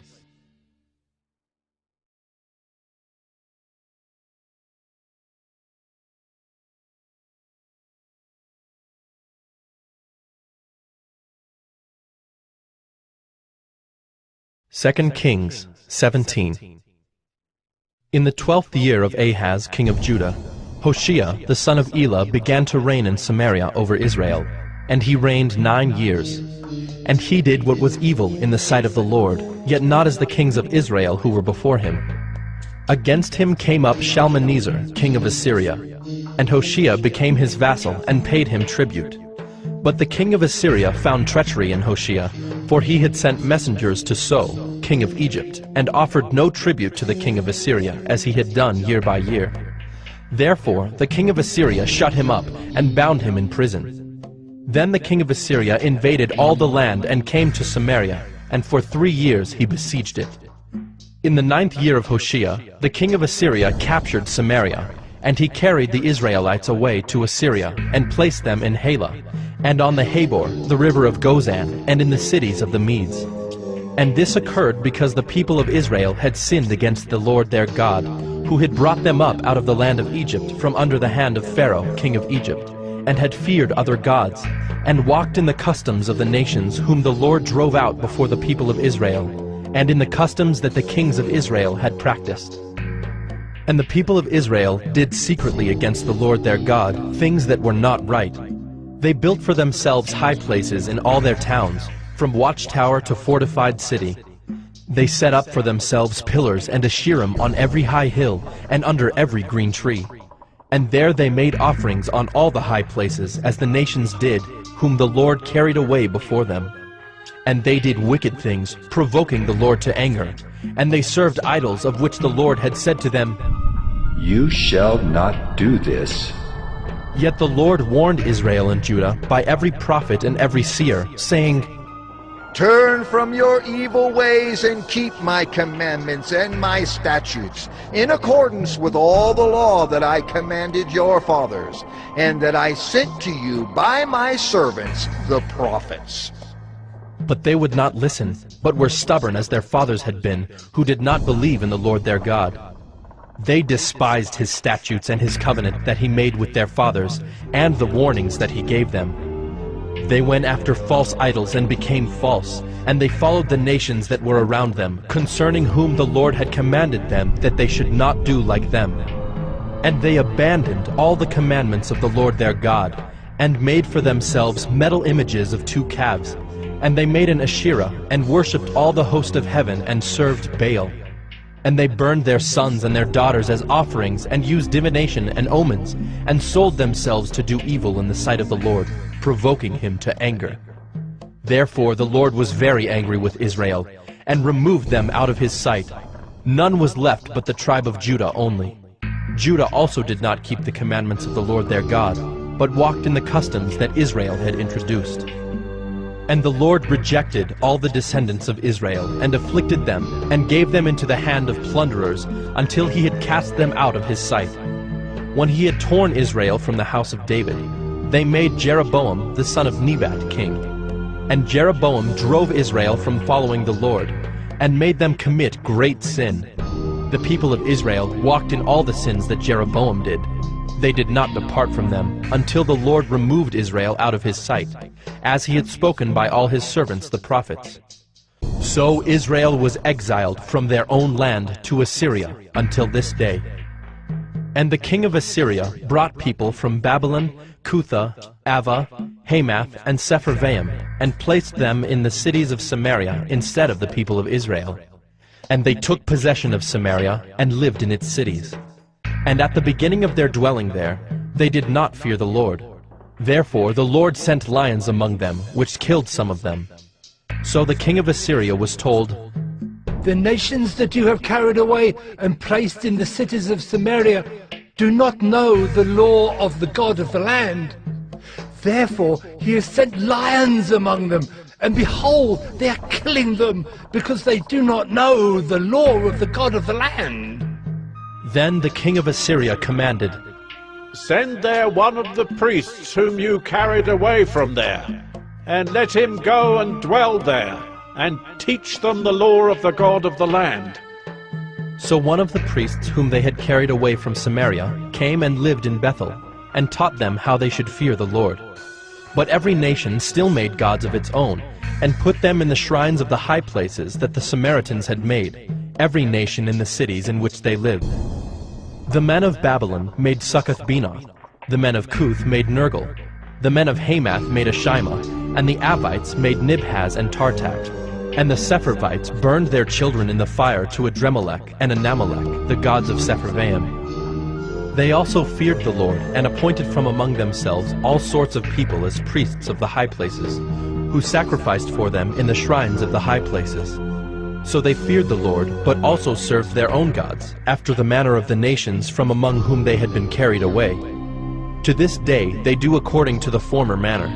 They do not fear the Lord, and they do not follow the statutes or the rules, or the law or the commandment that the Lord commanded the children of Jacob, whom he named Israel. The Lord made a covenant with them, and commanded them, You shall not fear other gods, or bow yourselves to them, or serve them, or sacrifice to them. But you shall fear the Lord, who brought you out of the land of Egypt with great power and with an outstretched arm. You shall bow yourselves to him, and to him you shall sacrifice. And the statutes and the rules and the law and the commandment that he wrote for you, you shall always be careful to do.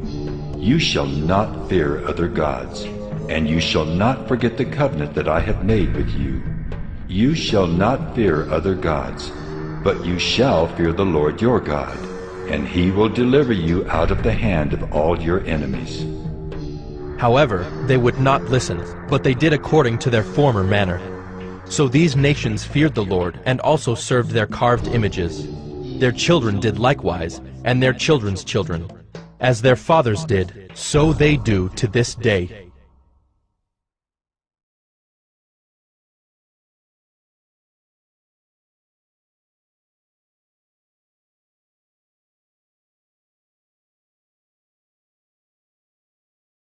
Second Kings 18.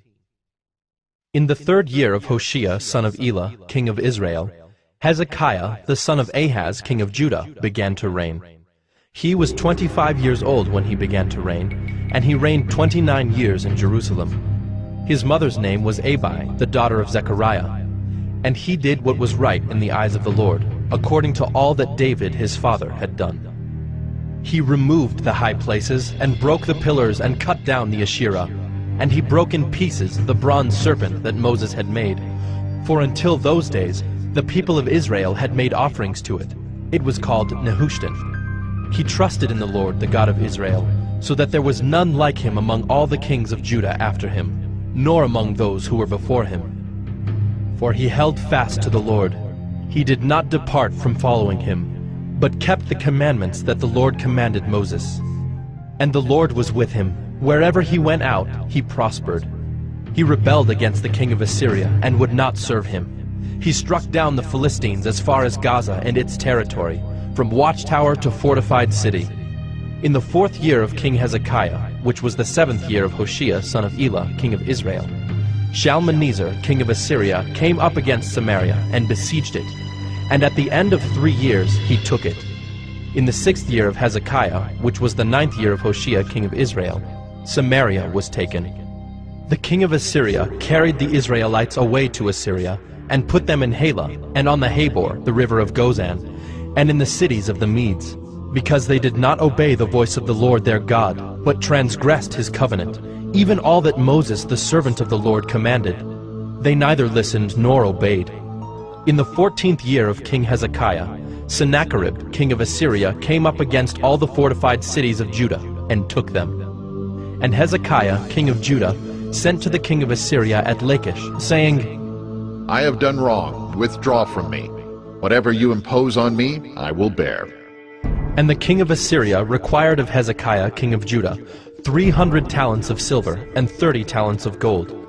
And Hezekiah gave him all the silver that was found in the house of the Lord, and in the treasuries of the king's house.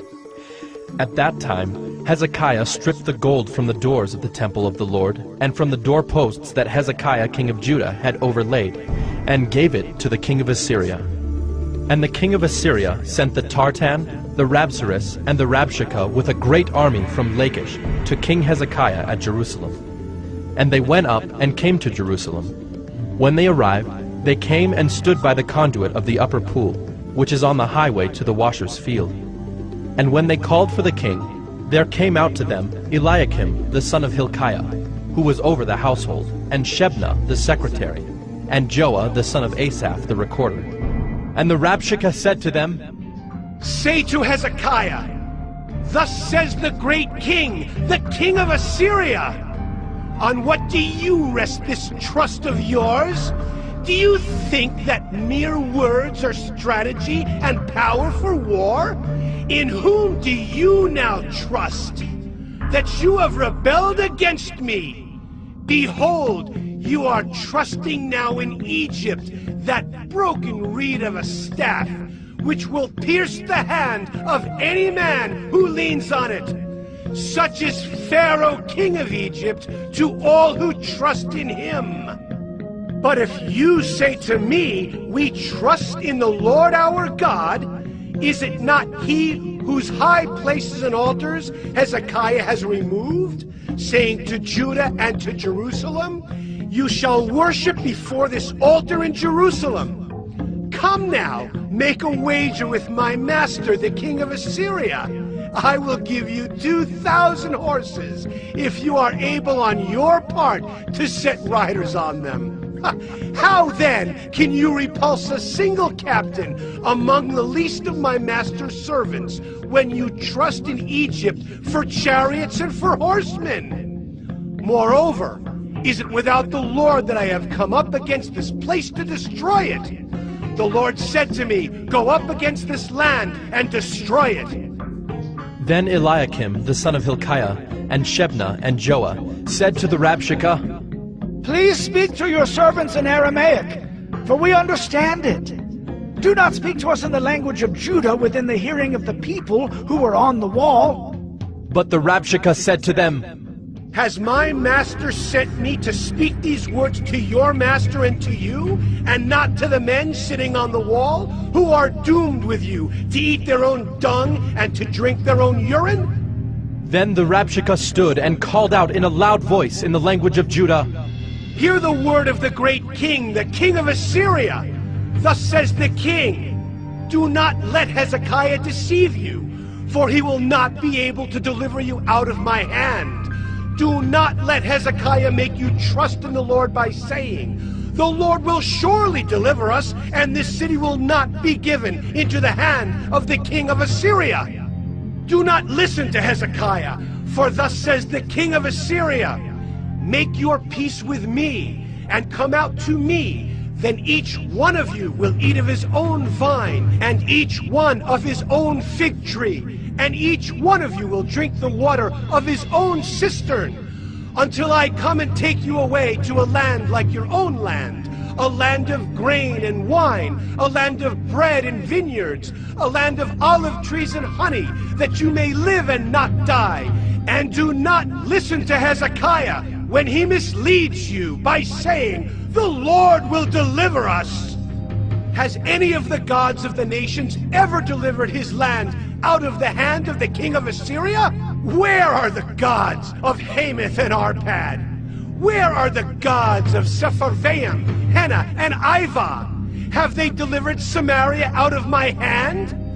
Who among all the gods of the lands have delivered their lands out of my hand, that the Lord should deliver Jerusalem out of my hand? But the people were silent, and answered him not a word, for the king's command was, Do not answer him. Then Eliakim the son of Hilkiah, who was over the household, and Shebna the secretary, and Joah the son of Asaph the recorder, came to Hezekiah with their clothes torn, and told him the words of the Rabshakeh.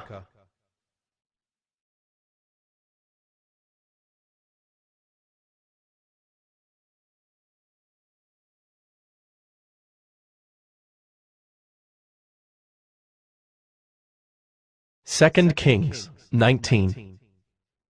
As soon as King Hezekiah heard it, he tore his clothes and covered himself with sackcloth, and went into the house of the Lord.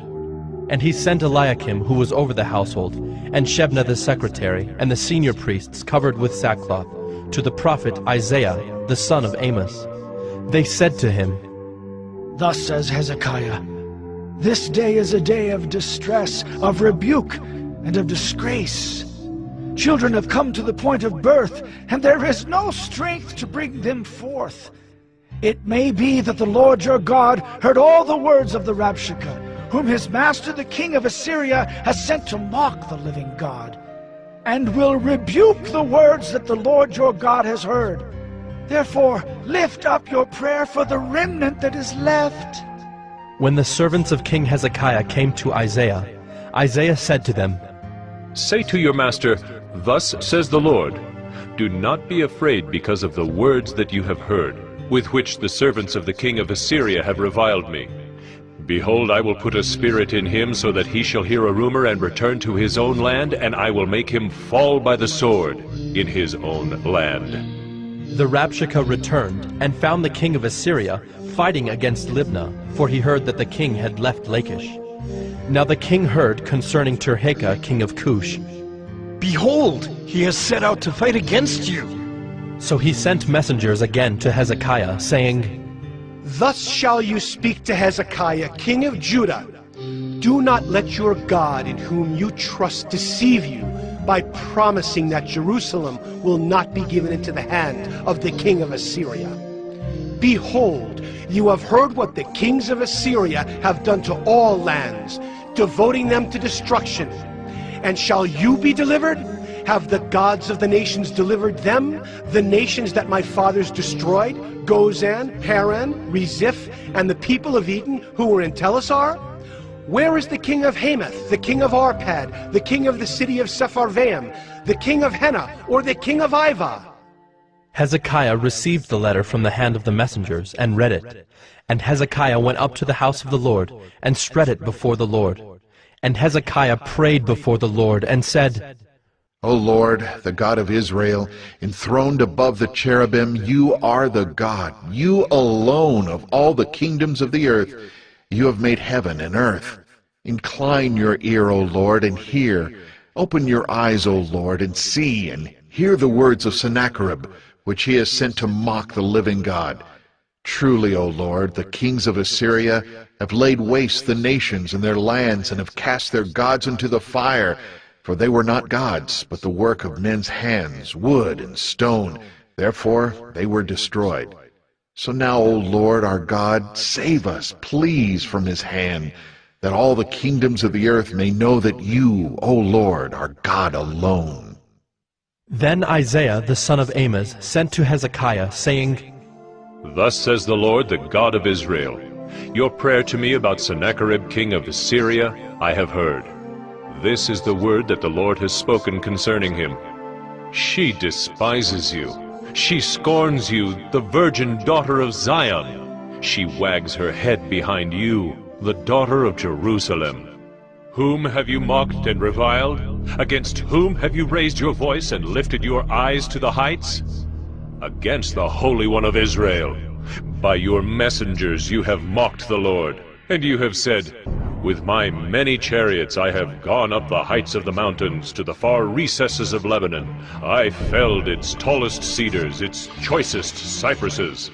I entered its farthest lodging place, its most fruitful forest. I dug wells and drank foreign waters, and I dried up with the sole of my foot all the streams of Egypt. Have you not heard that I determined it long ago? I planned from days of old what now I bring to pass, that you should turn fortified cities into heaps of ruins, while their inhabitants, shorn of strength, are dismayed and confounded, and have become like plants of the field and like tender grass, like grass on the housetops blighted before it is grown.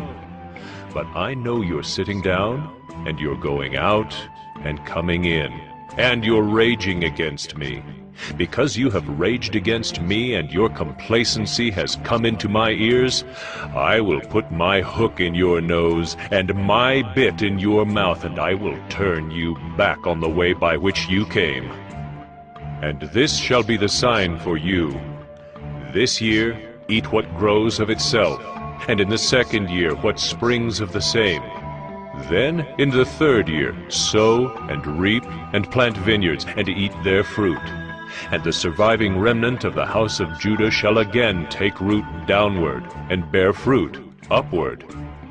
For out of Jerusalem shall go a remnant, and out of Mount Zion a band of survivors. The zeal of the Lord will do this. Therefore, thus says the Lord concerning the king of Assyria, He shall not come into this city, or shoot an arrow there, or come before it with a shield, or cast up a siege mound against it. By the way that he came, by the same he shall return, and he shall not come into this city, declares the Lord. For I will defend this city to save it, for my own sake and for the sake of my servant David. And that night the angel of the Lord went out and struck down 185,000 in the camp of the Assyrians. And when people arose early in the morning, behold, these were all dead bodies. Then Sennacherib king of Assyria departed, and went home, and lived at Nineveh. And as he was worshipping in the house of Nisroch his god, Adramelech and Sharezer his sons struck him down with the sword, and escaped into the land of Ararat. And Esarhaddon his son reigned in his place.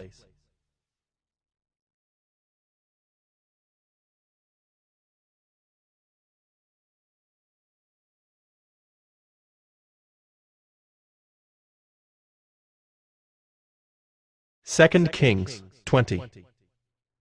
In those days Hezekiah became sick and was at the point of death. And Isaiah the prophet, the son of Amoz, came to him and said to him, Thus says the Lord, Set your house in order, for you shall die. You shall not recover. Then Hezekiah turned his face to the wall and prayed to the Lord, saying, Now, O Lord, please remember how I have walked before you in faithfulness and with a whole heart, and have done what is good in your sight. And Hezekiah wept bitterly. And before Isaiah had gone out of the middle court, the word of the Lord came to him. Turn back and say to Hezekiah, the leader of my people, Thus says the Lord, the God of David your father, I have heard your prayer. I have seen your tears. Behold, I will heal you. On the third day you shall go up to the house of the Lord, and I will add 15 years to your life. I will deliver you and this city out of the hand of the king of Assyria, and I will defend this city for my own sake, and for my servant David's sake. And Isaiah said, Bring a cake of figs, and let them take and lay it on the boil, that he may recover. And Hezekiah said to Isaiah, What shall be the sign that the Lord will heal me, and that I shall go up to the house of the Lord on the third day? And Isaiah said, This shall be the sign to you from the Lord, that the Lord will do the thing that he has promised. Shall the shadow go forward 10 steps, or go back 10 steps? And Hezekiah answered, It is an easy thing for the shadow to lengthen 10 steps. Rather let the shadow go back 10 steps. And Isaiah the prophet called to the Lord, and he brought the shadow back 10 steps, by which it had gone down on the steps of Ahaz. At that time Merodach-Baladan, the son of Baladan, king of Babylon, sent envoys with letters and a present to Hezekiah, for he heard that Hezekiah had been sick. And Hezekiah welcomed them, and he showed them all his treasure house, the silver, the gold, the spices, the precious oil, his armory, all that was found in his storehouses. There was nothing in his house or in all his realm that Hezekiah did not show them. Then Isaiah the prophet came to King Hezekiah, and said to him, What did these men say? And from where did they come to you? And Hezekiah said, They have come from a far country, from Babylon. He said, What have they seen in your house? And Hezekiah answered, They have seen all that is in my house. There is nothing in my storehouses that I did not show them. Then Isaiah said to Hezekiah, Hear the word of the Lord. Behold, The days are coming when all that is in your house, and that which your fathers have stored up till this day, shall be carried to Babylon. Nothing shall be left, says the Lord. And some of your own sons who shall be born to you shall be taken away, and they shall be eunuchs in the palace of the king of Babylon. Then said Hezekiah to Isaiah, The word of the Lord that you have spoken is good. For he thought, Why not, if there will be peace and security in my days? The rest of the deeds of Hezekiah, and all his might, and how he made the pool and the conduit, and brought water into the city, are they not written in the book of the Chronicles of the kings of Judah? And Hezekiah slept with his fathers, and Manasseh his son reigned in his place.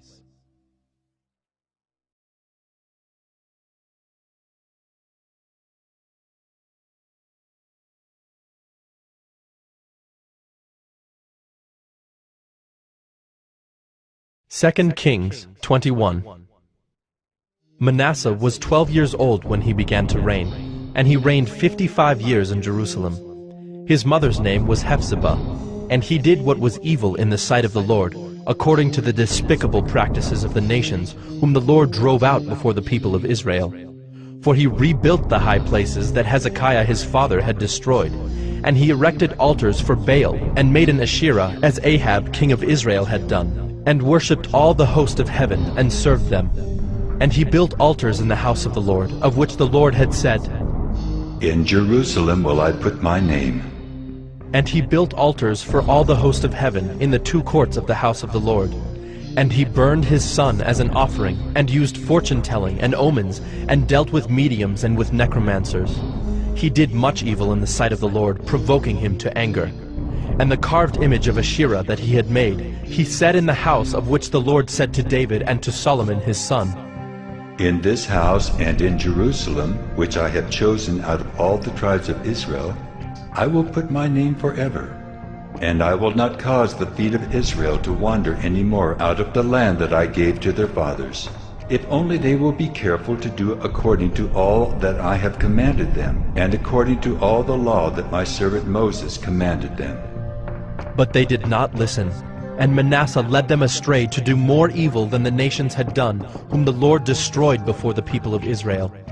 And the Lord said by his servants the prophets, Because Manasseh king of Judah has committed these abominations, and has done things more evil than all that the Amorites did who were before him, and has made Judah also to sin with his idols, therefore thus says the Lord, the God of Israel, Behold, I am bringing upon Jerusalem and Judah such disaster that the ears of everyone who hears of it will tingle.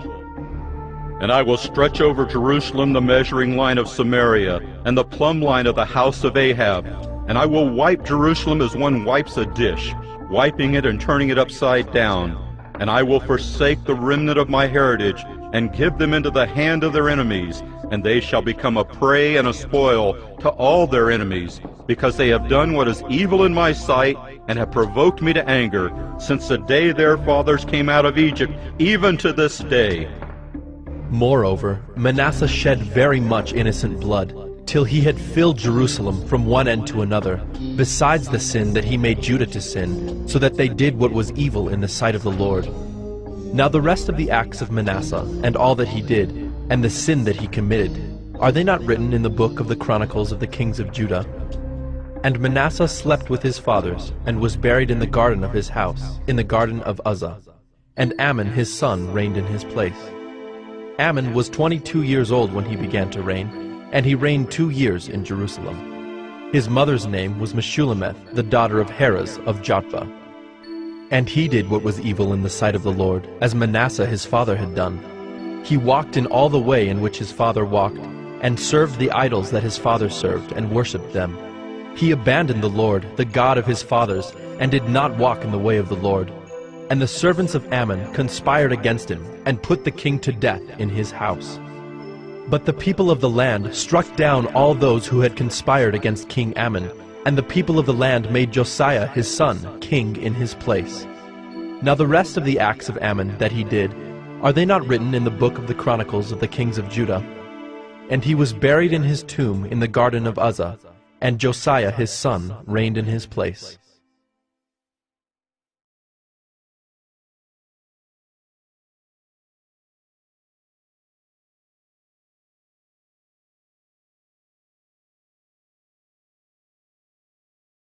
2 Kings 22. Josiah was 8 years old when he began to reign, and he reigned 31 years in Jerusalem. His mother's name was Jedidah, the daughter of Adaiah of Bozkath. And he did what was right in the eyes of the Lord, and walked in all the way of David his father. And he did not turn aside to the right or to the left. In the 18th year of King Josiah, the king sent Shaphan, the son of Azaliah, son of Meshullam the secretary, to the house of the Lord, saying, Go up to Hilkiah the high priest, that he may count the money that has been brought into the house of the Lord, which the keepers of the threshold have collected from the people. And let it be given into the hand of the workmen who have the oversight of the house of the Lord, and let them give it to the workmen who are at the house of the Lord, repairing the house, that is, to the carpenters, and to the builders, and to the masons, and let them use it for buying timber and quarried stone to repair the house. But no accounting shall be asked from them, for the money that is delivered into their hand, for they deal honestly. And Hilkiah the high priest said to Shaphan the secretary, I have found the book of the law in the house of the Lord. And Hilkiah gave the book to Shaphan, and he read it. And Shaphan the secretary came to the king, and reported to the king, Your servants have emptied out the money that was found in the house, and have delivered it into the hand of the workmen, who have the oversight of the house of the Lord. Then Shaphan the secretary told the king, Hilkiah the priest has given me a book. And Shaphan read it before the king. When the king heard the words of the book of the law, he tore his clothes. And the king commanded Hilkiah the priest, and Ahikam the son of Shaphan, and Achbor the son of Micaiah, and Shaphan the secretary, and Isaiah the king's servant, saying, Go, inquire of the Lord for me, and for the people, and for all Judah, concerning the words of this book that has been found. For great is the wrath of the Lord that is kindled against us, because our fathers have not obeyed the words of this book to do according to all that is written concerning us. So Hilkiah the priest, and Ahikam, and Achbor, and Shaphan, and Isaiah went to Huldah the prophetess, the wife of Shallum the son of Tikvah, son of Harhas, keeper of the wardrobe. Now she lived in Jerusalem in the 2nd quarter. And they talked with her. And she said to them, Thus says the Lord, the God of Israel, Tell the man who sent you to me, Thus says the Lord, Behold, I will bring disaster upon this place and upon its inhabitants, all the words of the book that the king of Judah has read, because they have forsaken me and have made offerings to other gods, that they might provoke me to anger with all the work of their hands. Therefore, my wrath will be kindled against this place, and it will not be quenched. But to the king of Judah, who sent you to inquire of the Lord, thus shall you say to him, Thus says the Lord, the God of Israel, regarding the words that you have heard, because your heart was penitent, and you humbled yourself before the Lord, when you heard how I spoke against this place and against its inhabitants, that they should become a desolation and a curse, and you have torn your clothes and wept before me, I also have heard you, declares the Lord. Therefore, behold, I will gather you to your fathers, and you shall be gathered to your grave in peace. And your eyes shall not see all the disaster that I will bring upon this place. And they brought back word to the king.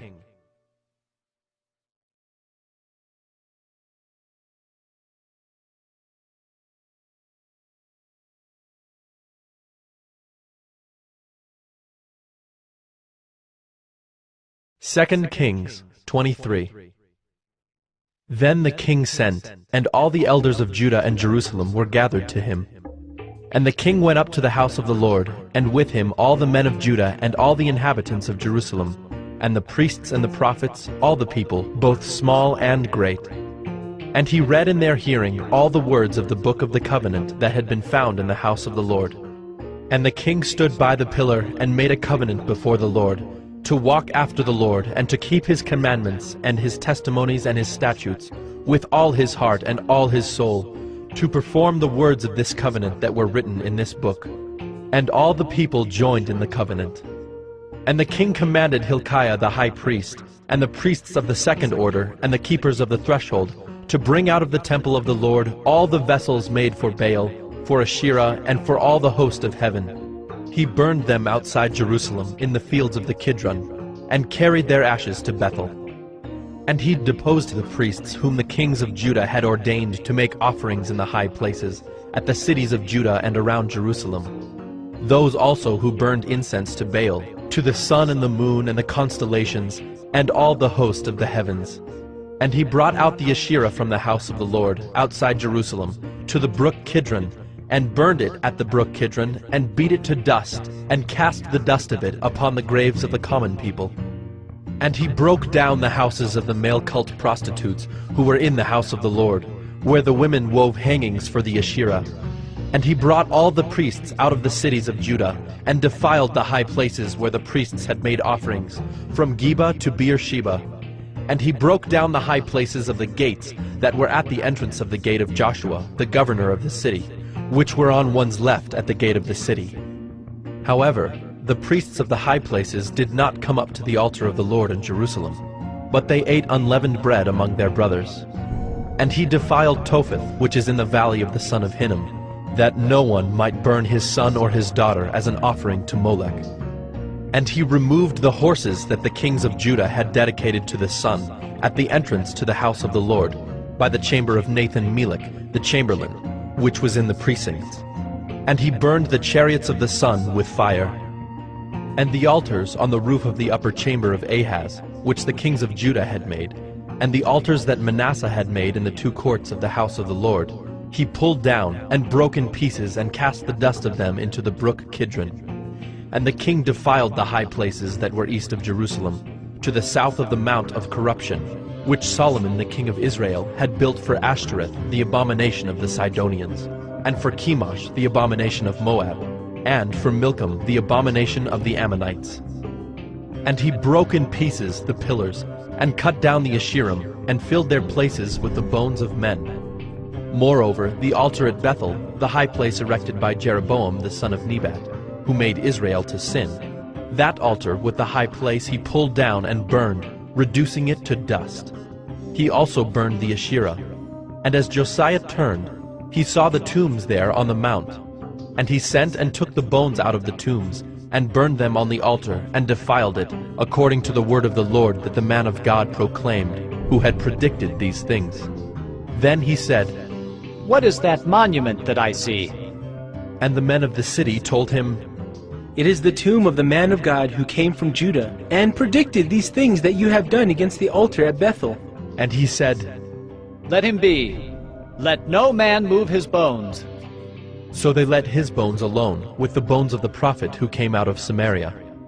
And Josiah removed all the shrines also of the high places that were in the cities of Samaria, which kings of Israel had made, provoking the Lord to anger. He did to them according to all that he had done at Bethel. And he sacrificed all the priests of the high places who were there on the altars, and burned human bones on them. Then he returned to Jerusalem. And the king commanded all the people, "Keep the Passover to the Lord your God, as it is written in this book of the covenant." For no such Passover had been kept since the days of the judges who judged Israel, or during all the days of the kings of Israel, or of the kings of Judah. But in the 18th year of King Josiah, this Passover was kept to the Lord in Jerusalem. Moreover, Josiah put away the mediums and the necromancers, and the household gods and the idols, and all the abominations that were seen in the land of Judah and in Jerusalem, that he might establish the words of the law that were written in the book that Hilkiah the priest found in the house of the Lord. Before him there was no king like him, who turned to the Lord with all his heart, and with all his soul, and with all his might, according to all the law of Moses, nor did any like him arise after him. Still the Lord did not turn from the burning of his great wrath, by which his anger was kindled against Judah, because of all the provocations with which Manasseh had provoked him. And the Lord said, I will remove Judah also out of my sight, as I have removed Israel. And I will cast off this city that I have chosen, Jerusalem, and the house of which I said, My name shall be there. Now the rest of the acts of Josiah, and all that he did, are they not written in the book of the Chronicles of the kings of Judah? In his days, Pharaoh Necho, king of Egypt, went up to the king of Assyria, to the river Euphrates. King Josiah went to meet him, and Pharaoh Necho killed him at Megiddo as soon as he saw him. And his servants carried him dead in a chariot from Megiddo, and brought him to Jerusalem, and buried him in his own tomb. And the people of the land took Jehoahaz the son of Josiah, and anointed him, and made him king in his father's place. Jehoahaz was 23 years old when he began to reign, and he reigned 3 months in Jerusalem. His mother's name was Hamutal, the daughter of Jeremiah of Libnah. And he did what was evil in the sight of the Lord, according to all that his fathers had done. And Pharaoh Necho put him in bonds at Riblah in the land of Hamath, that he might not reign in Jerusalem, and laid on the land a tribute of 100 talents of silver and a talent of gold. And Pharaoh Necho made Eliakim the son of Josiah king in the place of Josiah his father, and changed his name to Jehoiakim. But he took Jehoahaz away, and he came to Egypt, and died there. And Jehoiakim gave the silver and the gold to Pharaoh, but he taxed the land to give the money according to the command of Pharaoh. He exacted the silver and the gold of the people of the land, from everyone according to his assessment, to give it to Pharaoh Necho. Jehoiakim was 25 years old when he began to reign, and he reigned 11 years in Jerusalem. His mother's name was Zebidah, the daughter of Pedaiah of Rumah. And he did what was evil in the sight of the Lord, according to all that his fathers had done.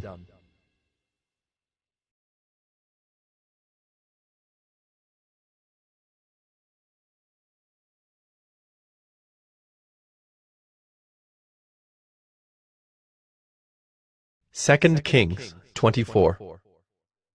In his days Nebuchadnezzar, king of Babylon, came up, and Jehoiakim became his servant 3 years. Then he turned and rebelled against him. And the Lord sent against him bands of the Chaldeans, and bands of the Syrians, and bands of the Moabites, and bands of the Ammonites, and sent them against Judah to destroy it, according to the word of the Lord that he spoke by his servants the prophets. Surely this came upon Judah at the command of the Lord, to remove them out of his sight for the sins of Manasseh, according to all that he had done, and also for the innocent blood that he had shed. For he filled Jerusalem with innocent blood, and the Lord would not pardon. Now the rest of the deeds of Jehoiakim, and all that he did, are they not written in the book of the Chronicles of the kings of Judah? So Jehoiakim slept with his fathers, and Jehoiakim his son reigned in his place. And the king of Egypt did not come again out of his land, for the king of Babylon had taken all that belonged to the king of Egypt, from the brook of Egypt to the river Euphrates. Jehoiakim was 18 years old when he became king, and he reigned 3 months in Jerusalem. His mother's name was Nehushta, the daughter of Elnathan of Jerusalem. And he did what was evil in the sight of the Lord, according to all that his father had done. At that time the servants of Nebuchadnezzar, king of Babylon, came up to Jerusalem, and the city was besieged. And Nebuchadnezzar, king of Babylon, came to the city while his servants were besieging it. And Jehoiakim, the king of Judah, gave himself up to the king of Babylon, himself and his mother, and his servants and his officials and his palace officials. The king of Babylon took him prisoner in the 8th year of his reign, and carried off all the treasures of the house of the Lord, and the treasures of the king's house, and cut in pieces all the vessels of gold in the temple of the Lord, which Solomon king of Israel had made, as the Lord had foretold. He carried away all Jerusalem, and all the officials, and all the mighty men of valor, 10,000 captives, and all the craftsmen and the smiths. None remained except the poorest people of the land. And he carried away Jehoiakim to Babylon. The king's mother, the king's wives, his officials, and the chief men of the land he took into captivity from Jerusalem to Babylon. And the king of Babylon brought captive to Babylon all the men of valor, 7,000, and the craftsmen and the metalworkers, 1,000, all of them strong and fit for war. And the king of Babylon made Mattaniah, Jehoiakim's uncle, king in his place, and changed his name to Zedekiah. Zedekiah was 21 years old when he became king, and he reigned 11 years in Jerusalem. His mother's name was Hamutal, the daughter of Jeremiah of Libnah. And he did what was evil in the sight of the Lord, according to all that Jehoiakim had done. For because of the anger of the Lord, it came to the point in Jerusalem and Judah that he cast them out from his presence. And Zedekiah rebelled against the king of Babylon.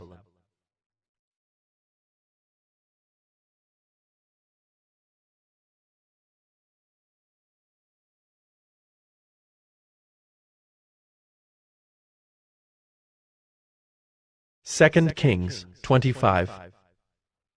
And in the 9th year of his reign, in the 10th month, on the 10th day of the month, Nebuchadnezzar, king of Babylon, came with all his army against Jerusalem, and laid siege to it.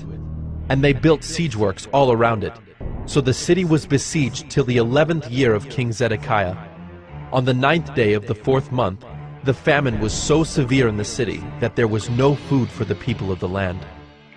Then a breach was made in the city, and all the men of war fled by night by the way of the gate, between the two walls by the king's garden, though the Chaldeans were around the city.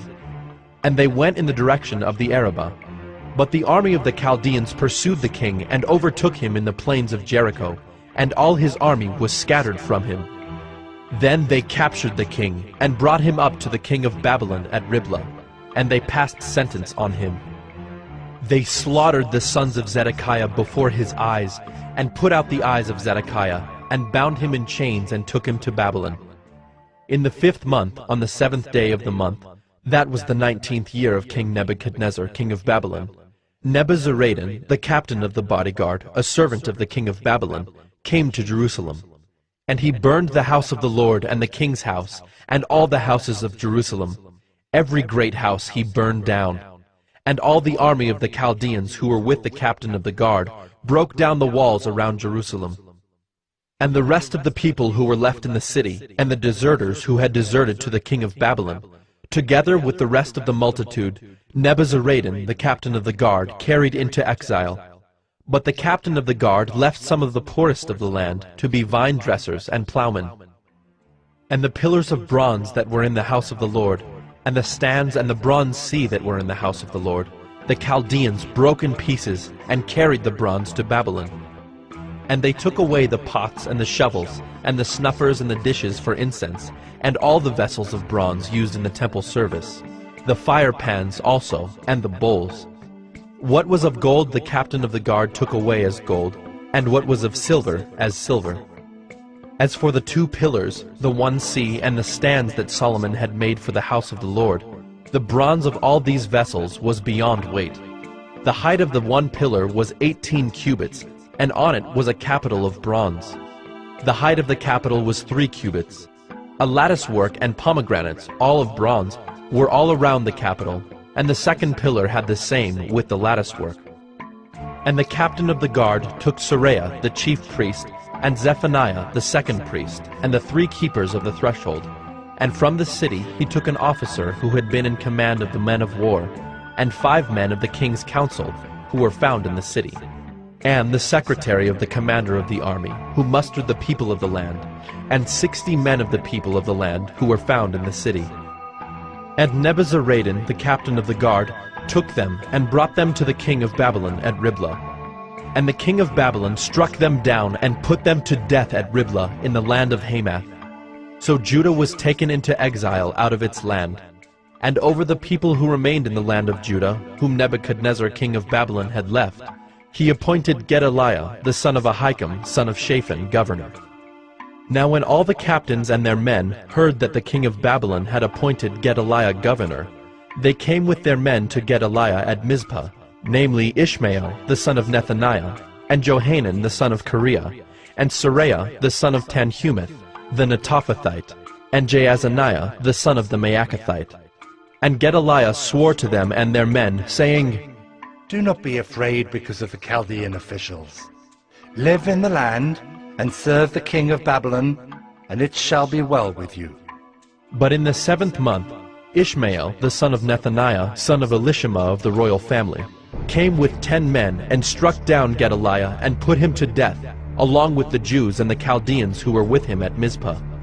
Then all the people, both small and great, and the captains of the forces arose and went to Egypt, for they were afraid of the Chaldeans.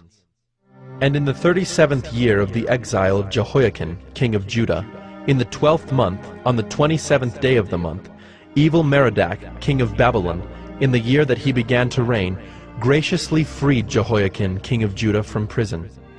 And he spoke kindly to him, and gave him his seat above the seats of the kings who were with him in Babylon. So Jehoiakim put off his prison garments, and every day of his life he dined regularly at the king's table. And for his allowance, a regular allowance was given him by the king, according to his daily needs, as long as he lived.